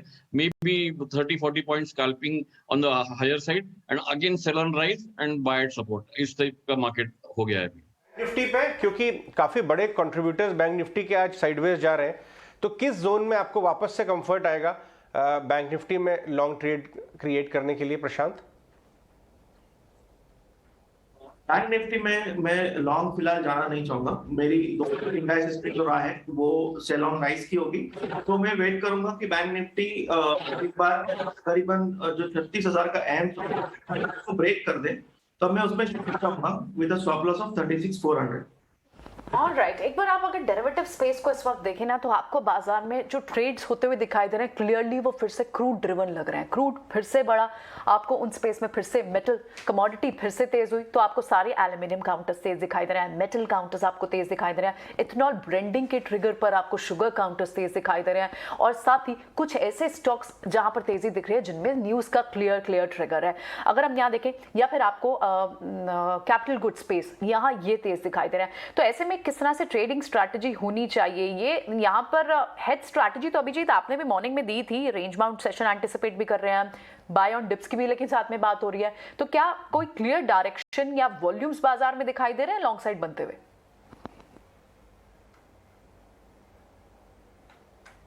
अभी तो it is too early to say, hardly आधा घंटा भी नहीं हुआ है, इनफैक्ट 8-10 मिनट हुए। तो अभी तो सेलिंग जो हुआ है ऊपर से, तो unless buying is seen at lower levels, ऐसा नहीं बोल सकते कि तेजी अभी भी है। Of course it is still bullish, लेकिन रेंज बाउंड रहने की ज्यादा चांसेस है। हॉस्पिटैलिटी, डायग्नोस्टिक, वहां थोड़ा सा एक्शन जरूर दिखाई दे रहा है। अपोलो हॉस्पिटल, ठीक है, उसका एक ट्रिगर दूसरा भी है, इंक्लूजन होना इंडेक्स में। लेकिन उसके अलावा आप यहाँ देखें डॉक्टर लाल पाथ लैब्स, वो कई दिन के बाद आपको शॉर्ट्स कवर होते हुए दिखाई दे रहा है। कैसे देख रहे हैं आप हॉस्पिटल काउंटर्स या फिर डायग्नोस्टिक काउंटर्स को? रुद्रा, मेरा सवाल आपसे होगा। प्रियंका, मेरे को बाय ऑन डिप स्ट्रेटजी करना चाहता हूं इधर भी, और specifically if I have to see the chart of Apollo hospital, this stock का बेस फॉर्मेशन है अराउंड 4,350, एंड अगेन एक और सपोर्ट शॉर्टर टर्म में देखा है तो चार्ट्स पर वो 4,600 का लिया है, और अभी 20 डे मूविंग एवरेज का सपोर्ट है, एंड सपोर्ट का लेकर stock is definitely looking positive.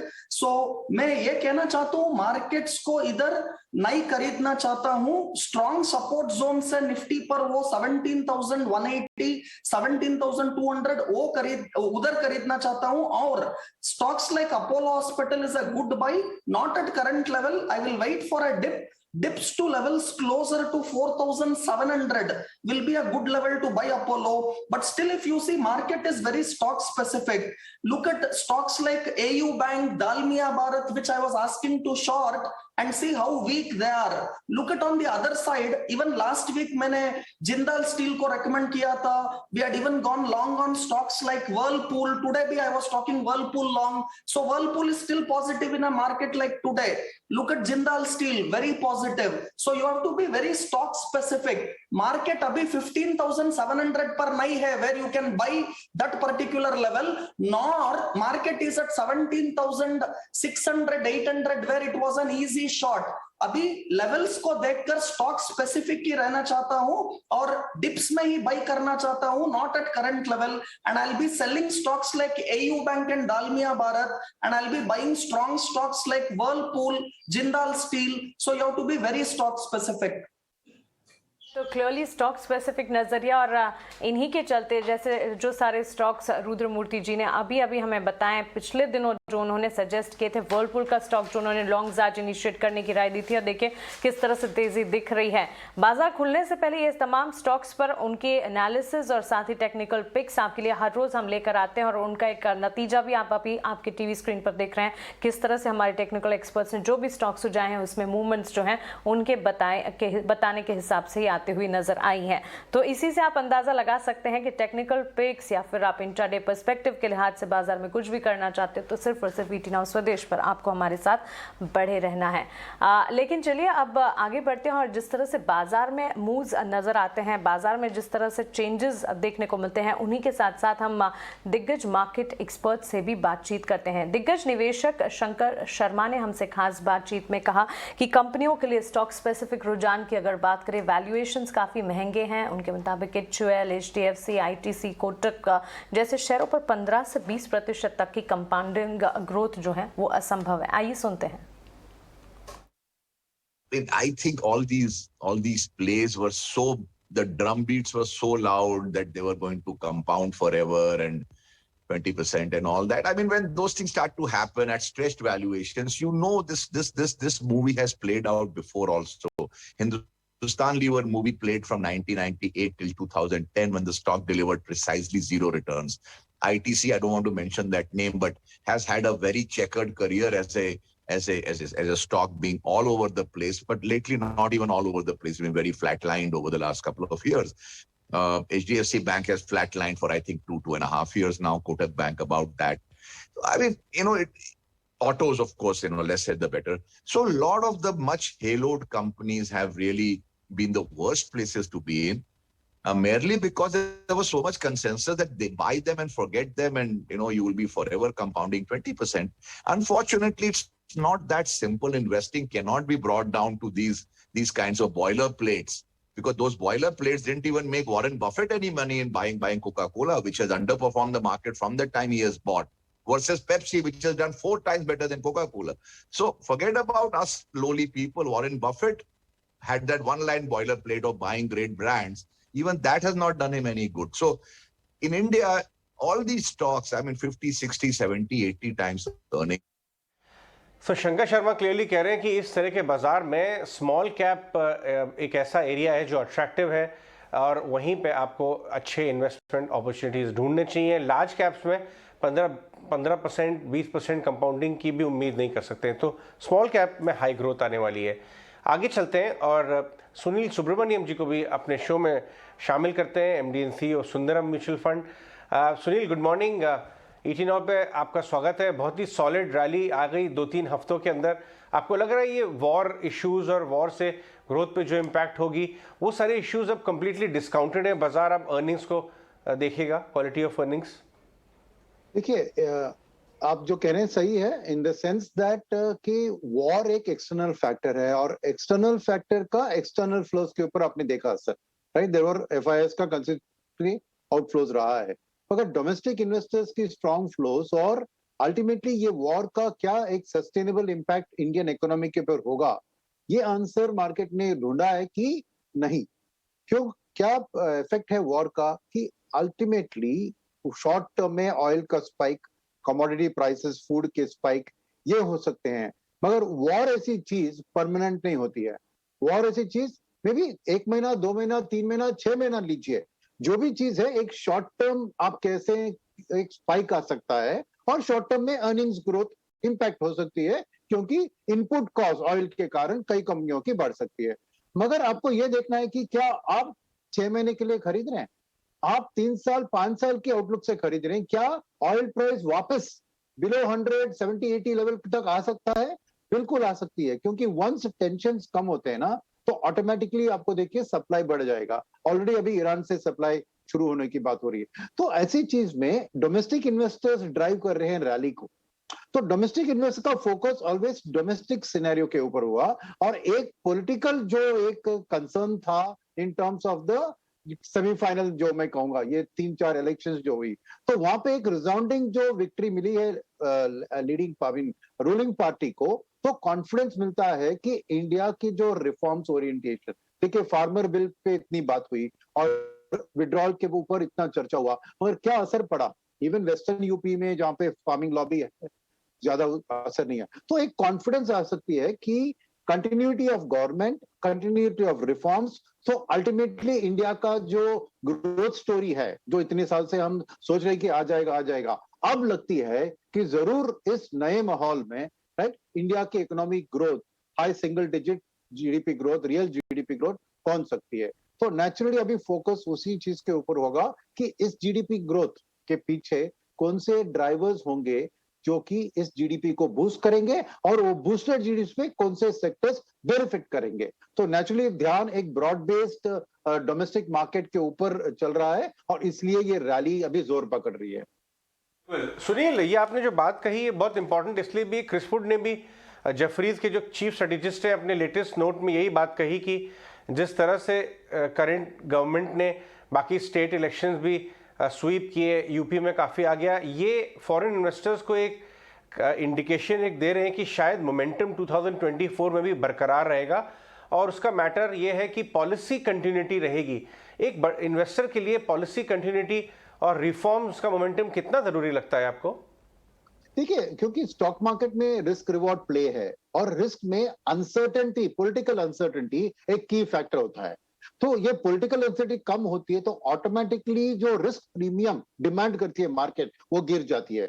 तो मेरे ख्याल में आने वाले दिन में एफआईआई फ्लोज भी वापसी दिखाएंगे, क्योंकि ये सर्टेनिटी जो पॉलिटिकल एरिया में हमें मिल रही है, ये ऑयल प्राइस को डिस्काउंट करने के बाद सेक्टर एनालिसिस करेंगे ना, तो एफपीएस भी वापस मेरे ख्याल में लौट आ जाएंगे हमारे market. All right, morning, Subra.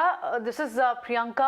Welcome to 18 Hours Swadesh. आप कैसे देख रहे हैं सुब्रमण्यम, आईटी पैक को कैसे देख रहे हैं आप? ग्रोथ स्टॉक्स, अब से अगर आप 3 महीने पहले की बात करें तो एक व्यू ये निकल कर आता था कि you have to be wisely choosing between growth versus value, लेकिन जिस तरह की रैली हमने ग्रोथ स्टॉक से पीछे के दिन में देखी, और अब जिस तरह से एक्सेंचर ने भी कमिंग इस क्वार्टर के लिए जो रिजल्ट्स पोस्ट किए, अपनी गाइडेंस दिए आगे, वो ऑफ कोर्स रॉबस्ट है। सो ऐसे में आपका व्यू क्या बनकर निकल कर आ रहा है आईटी पैक के लिए?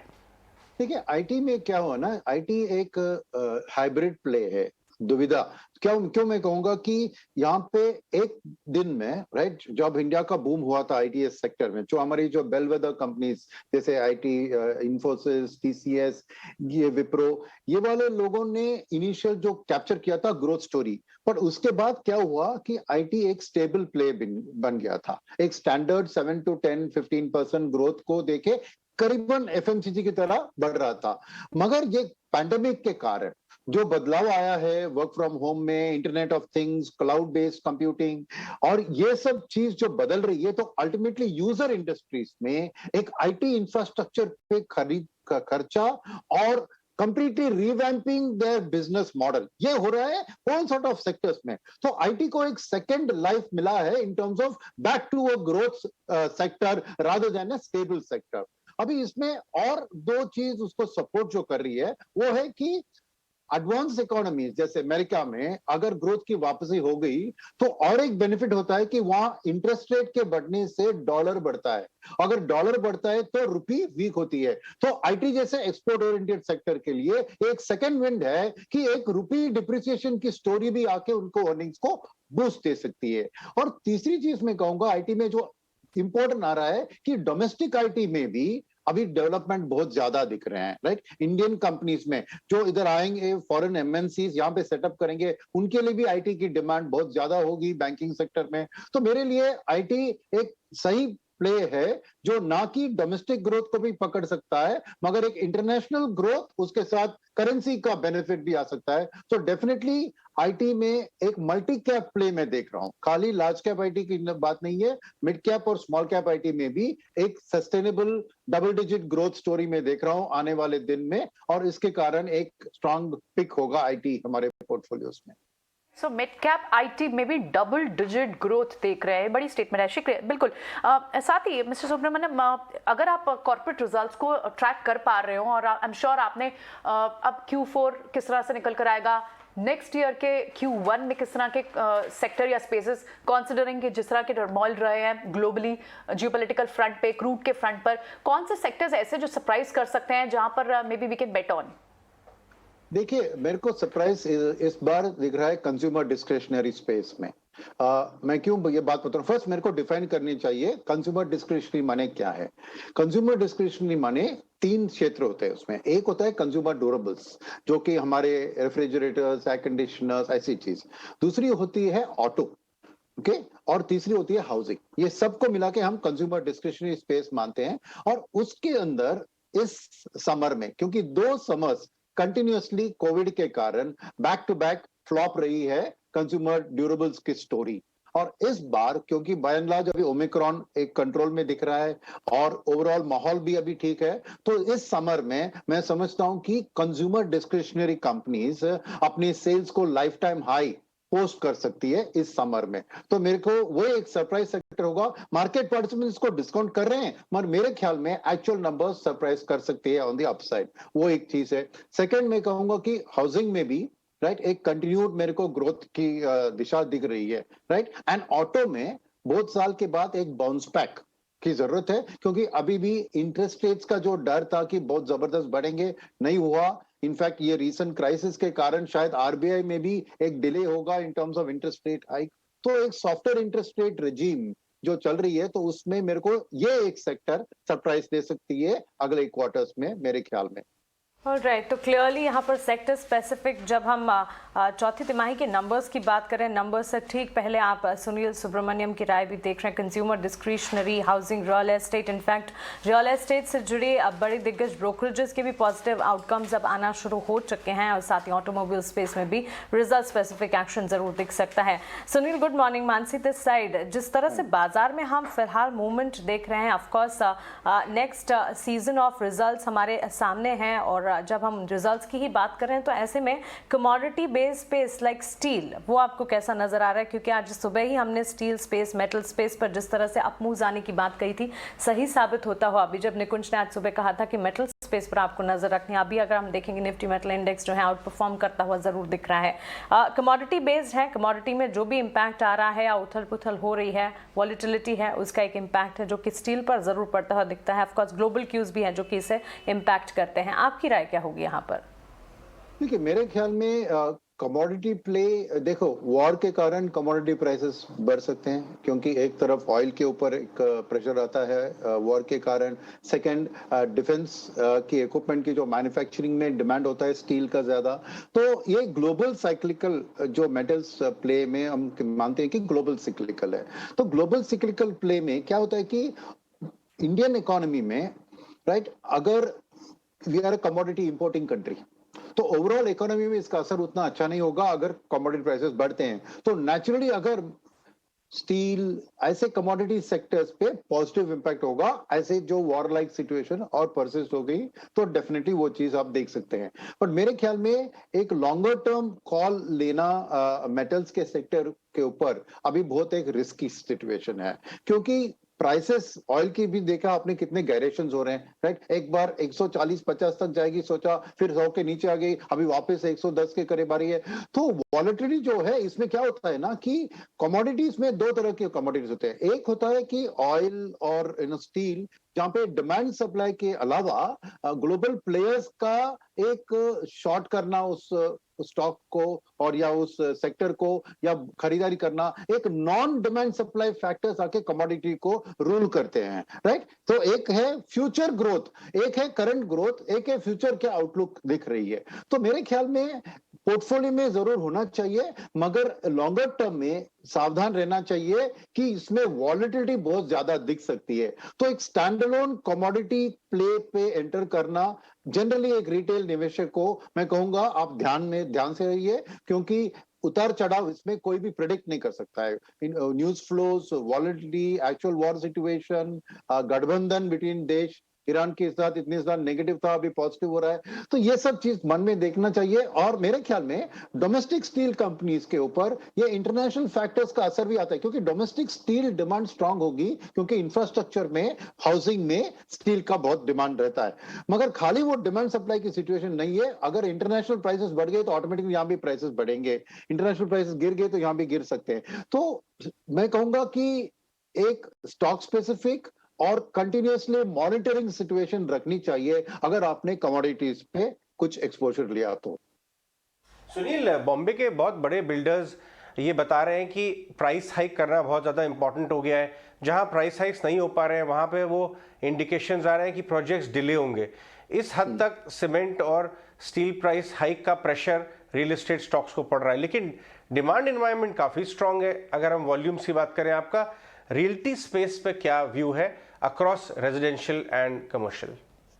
देखिए, रियल्टी स्पेस पे पॉजिटिव व्यू है, because as economy bounces back अब एक नया डायनामिक आ रहा है in terms of commercial real estate.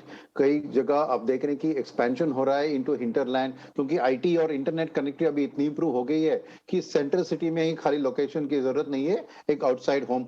Second चीज ये कहूंगा कि मैं अपना पीएलआई स्कीम के जरिए जो भी इन्वेस्टमेंट्स इंडिया में आएंगे उनके लिए रियल एस्टेट बहुत जरूरी है in terms of office space. Foreign companies यहाँ के अपना कारखाना लगाएंगे तो हेड ऑफिस और रीजनल ऑफिस भी लगाएंगे, तो वहां से भी डिमांड आ सकता है। और हाउसिंग की बात जैसे मैंने करी ना कि आज स्थिति है कि हाउसिंग लोन इंटरेस्ट रेट्स को देखे और रेंटल यील्ड को देखे तो गैप मेरे ख्याल में 3% के करीब आ सकता है, 3 to 4%। तो अगर आप अपने तनखे से 3 से 4% सेट असाइड कर रहे हैं तो आप दूसरा घर, तीसरा घर, चौथा घर भी खरीद सकते हैं। तो आउटलुक ये है मेरे ख्याल में कि शॉर्ट टर्म में डिमांड स्ट्रांग होगा, मगर प्राइस इंक्रीज पास ऑन करना इतना आसान नहीं होगा, बिकॉज कॉम्पिटिटिव प्रेशर्स है रियल एस्टेट मार्केट में। बहुत से बिल्डर्स में बहुत से स्टॉक बिल्डअप किया इतने सालों से, तो उसको अनसोल्ड इन्वेंट्री को बेचना, उसके बाद ही फ्रेश वो इन्वेंट्री लगाएंगे।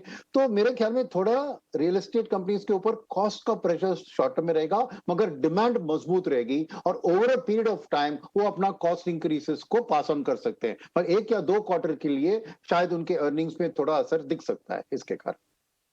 ऑलराइट, साथ ही मिस्टर सुब्रमण्यम, आपका न्यू एज स्टॉक्स पर, इंटरनेट स्टॉक्स पर क्या नजरिया रहेगा? या फिर हम कहें platform stock, fintech stock, actually ये स्पेस बहुत बड़ा है, इसमें आप किस तरह से व्यू बना रहे हैं? आप हमने देखा कि बहुत ज़्यादा बीटन डाउन यहाँ स्पेस पे भी हुआ, लेकिन अब जिस तरह से चाइना मार्केट में मेल्ट डाउन हुआ, हमने देखा था वहाँ पर फॉरेन लिस्टिंग कंपनीज पर एक अच्छा अपमूव देखने को मिला, और एक ग्लोबली इंडियन मार्केट्स पर भी इसका एक इम्पैक्ट न्यू एज स्टॉक्स पर आया। आप कैसे देख रहे हैं स्पेस को, अगर यहाँ कोई आपके फेवरेट्स हो? देखिए, मैं कहूंगा कि इसमें क्या है कि it's hard to pick the winner. देखिए, न्यू एज स्टॉक्स में क्या होता है कि जैसे कि एक तरफ स्विगी होगा, फिर जोमेटो होगा, राइट। तो वैसे कॉम्पिटिंग फोर्सेस बहुत ज्यादा है यहाँ पर, और first early bird catches the worm, तो वो आके ज्यादा पैसा उठाता है। सब्सिक्वेंट इश्यूज बहुत रीजनेबली प्राइस होने की एक टेंडेंसी में होती है। मगर कौन विनर होगा अल्टीमेटली मार्केट के अंदर, स्टॉक मार्केट को छोड़िए, रियल मार्केट में उनकी बिजनेस की जो वैल्यूएशन आज दिख रही है वो ट्रेडिशनल डिस्काउंटेड कैश फ्लो के मॉडल में फिट नहीं होती है। यहाँ पे होता है एक प्रीमियम वैल्यूएशन आता है, क्योंकि अगर उन्होंने इस मूड जो है फिनटेक की और जो वेव जो है, स्टॉक मार्केट की बात नहीं कर रहा हूं मैं, ओवरऑल इकोनॉमी में जो अपटेशन ऑफ फिनटेक हो रहा है ना, अडॉप्शन, तो उसके ऊपर ये ग्रोथ फैक्टर्स एक असम्पशन है कि ये फिनोमिनली ग्रो होगी, तो मार्केट भी उसको वो वैल्यूएशन दे रही है। मगर करेक्शन जो हुआ है वो लिक्विडिटी के कारण हो रहा है, राइट। मेरे ख्याल में इवन नाउ मैं कहूंगा कि कौन विनर होगा, राइट, इसका टेक्निकल एक्सपर्टाइज मार्केट पार्टिसिपेंट्स का नहीं है, क्योंकि रियलिटी में क्या होगा। तो मेरी एक ही सलाह है कि एक्सपोजर को ओवरऑल पोर्टफोलियो में 10 या 15% तक रखें, not more than that, one.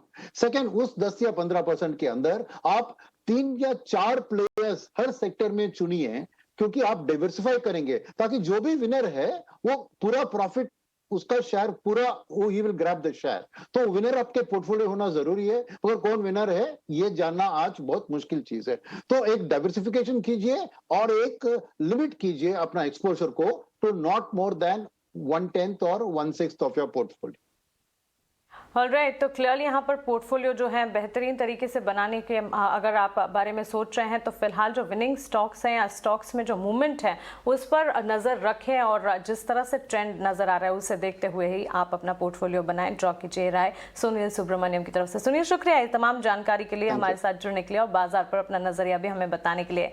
Abhijit, again coming back to you, paper stocks में फिर से हम देख रहे हैं तेजी के साथ ट्रेंड दिख रहा है। पिछले कुछ दिनों में ही सही paper stock of course unlock theme के साथ साथ चलते हुए दिखे और स्कूल कॉलेजेस जैसे खुलते हुए दिखे, इनमें एक पॉजिटिव अप मूव है। आज भी तेजी है पेपर स्पेस में, कोई पर्टिकुलर स्टॉक जो आप चुनना चाहेंगे? उसमें जेके पेपर अच्छा बुलिश दिख रहा है अभी भी, और in fact it has cross last weeks high also. तो जेके पेपर में with the stop loss of 300 अभी 315 चल रहा है, तो ये अच्छा बुलिशनेस दिखा सकता है और आगे जाके मे बी 5 to 7% मूव दे सकता है इन द नेक्स्ट 1 वीक और सो। ऑलराइट, तो क्लियरली पेपर स्पेस पर ये नजरिया आता हुआ। प्रशांत, इस बीच अगर पेस्टिसाइड और एग्रोकेमिकल स्पेस को देखें, बाइंग यहाँ पर भी नजर आ रही है। बेयर क्रॉप, शारदा क्रॉप जैसे स्टॉक्स में हम देख रहे हैं अच्छी तेजी के बीच कामकाज आज के सत्र में बाजार खुलने के साथ ही देखने को मिला है। इन स्टॉक्स पर आपका आउटलुक क्या होगा? ये दोनों ही स्टॉक्स कंसोलिडेट हो रहे हैं, तो मेरी राय होगी कि जहां तक मैं बेयर क्रॉप चार्ट देख रहा हूँ, मुझे दिख रहा है कि एक बहुत अच्छा बेस यहाँ पे फॉर्म हो चुका है। वॉल्यूम्स पिकअप नहीं हुए बट निवेश डेफिनेटली किया जा सकता है। करीबन 4,500-550 के रेंज में चल रहा है, तो हम इसको 4,400 के स्टॉप लॉस से ले सकते हैं। और एक बार ये स्टॉक 4,650-70 क्रॉस कर दे तब ये स्टॉक में बहुत बड़ा मोमेंटम आएगा और शायद ये उस मोमेंट 4,800 तक भी चला जाए। बट इन्वेस्टमेंट हम यहाँ से डेफिनेटली शुरू कर सकते हैं। सिर्फ हमें स्टॉप लॉस का ध्यान रखना होगा। स्ट्रिक्ट स्टॉप लॉस 4,400 के नीचे क्लोज हो जाए तो इसको एग्जिट करना होगा, तब तक हम बने रह सकते हैं। राइट, शुगर स्टॉक्स में काफ़ी अच्छा मूव देख रहे हैं हम। इनफैक्ट लास्ट वीक से ही चल रहा है ये। ओवर द वीकेंड गडकरी साहब की भी काफ़ी अच्छी कमेंट्री आई है। इनफैक्ट उन्होंने यहाँ तक बोला है कि डिमांड तो कोई इशू ही नहीं है। सारी शुगर कंपनीज को अर्ज किया है जितना वॉल्यूम बढ़ा सकते हैं आप, इथेनॉल में आप बढ़ाइए, demand is not an issue. Export के लिए भी इथेनॉल का एक नया चैप्टर खुलने की उम्मीद है। 3 से 4% सब में तेजी है। रुद्रा, शुगर स्टॉक्स में एक तो बलरामपुर हो गया जो बिगेस्ट है, बट उसके अलावा क्या आपको मिड कैप शुगर में भी कहीं पे अपॉर्चुनिटी नजर आ रही है ट्रेड की?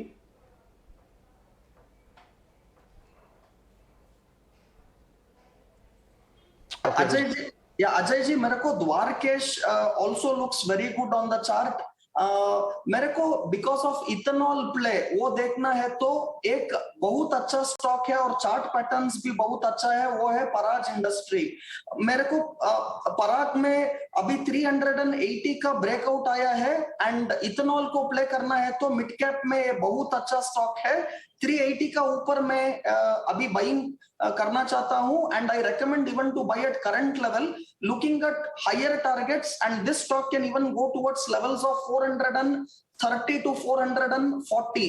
So risk reward is very good. You can consider buying Parag Industries at current level, playing the ethanol story. और बलरामपुर को देखा है तो वो भी अभी एक नया ब्रेकआउट भी दिया है and it is trading at the highest level and any dips again on Balrampur Chini मैं buying करना चाहता हूँ। Very very strong uptrend and these are stocks to buy in this market. Praj of course capital goods company है जो largely ethanol के लिए capital goods बनाती है, तो इनडायरेक्ट प्ले है कैपिटल गुड्स वाया। आगे चलते हैं, बात करते हैं मारुति को रिविजिट करें एक बार। 300 रुपये का अपमूव नज़र आ रहा है उसमें। बाजार ने क्लियरली उनकी ईवी स्ट्रेटेजी को काफ़ी पसंद किया है, डेज हाई पे ट्रेड कर रहा है। प्रशांत, क्या लेवल्स आपको नज़र आते हैं? इसमें तो एक मामूली सी डिप आई लेकिन इस समय डेज हाई पे आ गया है मारुति। अजय, मैं मारुति के बारे में एक बहुत खास बात कहना चाहूंगा कि ये स्टॉक राउंड नंबर्स पे बहुत स्ट्रांगली रिएक्ट करता है। जैसे कि अगर आप देखो, इसका जो प्रीवियस हाई बना था वो 9,997 यानी 10,000 पे रिएक्ट किया था। अभी ये बिल्कुल 9,000 से इसमें बिकवाली आई और ये नीचे आया और ये 6,500 से बाउंस किया। अब हम जा रहे हैं एक नेक्स्ट राउंड नंबर की तरफ जो है 8,000। हर स्टॉक के कैरेक्टरिस्टिक होते हैं, तो इसमें मैं 100 रुपए के लिए निवेश करना चाहूंगा? बिल्कुल नहीं। मैं उसकी जगह राय दूंगा कि इस स्टॉक में एक डिप के लिए वेट कीजिए जो होनी चाहिए करीबन 7,700 के करीब। अगर ये मिल जाए तो ये स्टॉक बहुत अच्छा है, या फिर अगर मोमेंटम प्ले करना है तो इसको 8,050 के ऊपर यानी थोड़ा 1% मुंह देके इसमें निवेश कर लीजिए और उसमें हमें मोमेंटम में करीबन 8,200 8,300 तक के टारगेट भी मिल सकते हैं। इस रेंज के बीच हमें इन्वेस्ट नहीं करना चाहिए। अगर आपके पास पोजीशन हो तो आप एक स्ट्रिक्ट स्टॉप लॉस रख दो 7,800 का। तो ये राउंड नंबर प्ले मारुति में हमेशा ध्यान रखना चाहिए और जब भी हम कोई अहम राउंड नंबर के नजदीक आए तब हमें थोड़ी सावधानी रखनी होगी। ऑलराइट, एक और स्पेस जिस पर नजर रख लेते हैं वो है मीडिया एंड एंटरटेनमेंट। उस पर एक न्यूज पे आई थी कि लगभग 2030 तक $100 बिलियन तक प्रोजेक्शन है इस पूरे स्पेस के। आप देखें यहाँ पर आईनॉक्स लेजर को देखें, पीवीआर को देखें, then stocks like Zee, Hathway, Den, इन सब में अच्छा स्पर्ट है आज। रुद्रा, इस स्पेस से क्या पसंद होगा आपको? या Priyanka, definitely right sector and right stock को इधर पिक करना बहुत इंपॉर्टेंट है and media looks very good. मेरे को पीवीआर का स्टॉक देखा है तो अभी आज it has given a breakout 1740 का ऊपर ट्रेड कर रहे हैं, अभी 1760 का लेवल्स पर है। Clear cut risk reward long करने में अच्छा है। PVR is a buy. और मेरे को जी को एक स्टॉक है वो dark horse will be the stock and Zee के लिए भी it is now at very close to that resistance of 265. ये short term resistance 265 का ऊपर क्लोज हुआ तो Z can make a big move towards levels of 300 and INOX को देखा है तो वो भी अभी 430 440 का ऊपर क्लियर से ट्रेड हो रहे हैं and that is also a very very strong movement on chart. So Inox has also given a breakout now above those levels of 430 440. So PVR, Inox, Z, all the three looks very very strong and a clear buy. तीनों ही bye stocks बनते हैं इस space में। 3 पसंद होंगी यहाँ रुद्रा की। अभिजीत, आज भी आप केमिकल स्पेस पूरा देखें, केमिकल फर्टिलाइजर, उसमें आज भी आपको बज़ है amid the restrictions from China, lockdown खबरें, उसके चलते इंडियन केमिकल मेकर्स को फायदा। और यहाँ पर आपको कौन सा स्टॉक पसंद आता है जहाँ पर अब भी आपको पॉसिबिलिटी दिखती है, या फिर पूरा स्पेस में से आपकी टॉप रिकमेंडेशन? इसमें जीएनएफसी का अच्छा मूव आया है तो उसमें बाय ऑन डिप्स अच्छा चल सकता है, लेकिन नॉट नाउ क्योंकि अभी थोड़ा कंसोलिडेट कर रहा है on a very small time frame. But if it comes to around 730 740 that is a very good place to buy with the stop loss below 700 and ये 850 तक जा सकता है जीएनएफसी। ऑलराइट, तो क्लियरली ये राइट, जीएनएफसी पर बढ़ती हुई 760 के लेवल्स पर 850 तक आगे जाने का यहाँ पर दम दिख रहा है। ब्रूवरी कंपनीज अगर देखें रुद्रमूर्ति, ब्रूवरी कंपनीज में अच्छी तेजी हम देख रहे हैं, बाइंग इनिशिएट होते हुए नजर आ रहे हैं।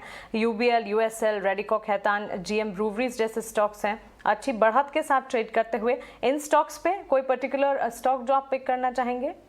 या प्रियंका, रेडिको खैतान चार्ट पैटर्न्स पर देखा है तो अभी ब्रेकआउट का लेवल था वो 940 एंड लास्ट ट्रेडिंग सेशन पर ही वो 940 का ब्रेकआउट करके वॉल्यूम और प्राइस ब्रेकआउट दोनों भी चार्ट पैटर्न में दिख रहे हैं और 20 डे का मूविंग एवरेज का ऊपर भी it is trading. So Radico Khaitan is a strong bye. अभी एक रेजिस्टेंस उसको होता है वो 1020 लेवल पर और उधर तक इजीली अभी 960 970 पर है, वो 1010 तक जा सकता है ये अपमूव। 1010 का ऊपर क्लोज हुआ तो Radico will be at a different trajectory on chart pattern, further up move can be seen. So I will be a buyer in Radico Khaitan for sure and current levels पर ही buy कर सकता है और any dips to 940 950 will be a great buying opportunity. Look at initial targets of 1020, close above 1020 will take this stock to further higher levels and it can even look at levels of 1150. So Radico Khaitan looks very very strong and it's a clear buy. Okay, clear buy on Radico Khaitan, strong momentum और आगे भी और बढ़त 1000 के ऊपर जाने की पूरी कोशिश करता हुआ दिख सकता है ये स्टॉक। लेकिन इस बीच बाजार खुले हुए हमने देखा ऑलमोस्ट आधे घंटे के ऊपर हो चुका है और अब यहाँ पर अगर देखें अब तक का बाजार का एक्शन कैसा दिखा यह आपके लिए जानना जरूरी है। चलिए क्विक मार्केट चेक, बाजार का राउंड अप सौमित हमें बता रहे हैं। सौमित बताएं। अगर आप देखते हैं तो मेटल स्टॉक्स दो मेटल स्टॉक जो फोकस में रहे, पहले तो Jindal steel and power company ने ओवर द वीकेंड कहा कि उन्होंने अपना डेट जो है वो 357 मिलियन से कम कर दिया है और वो नेट डेट फ्री होने की एक्सपेक्टेशंस रख रहे हैं in the next financial year, that is FY23। तो ये स्टॉक में अच्छे खासे गेंस देखने को मिल रहे हैं।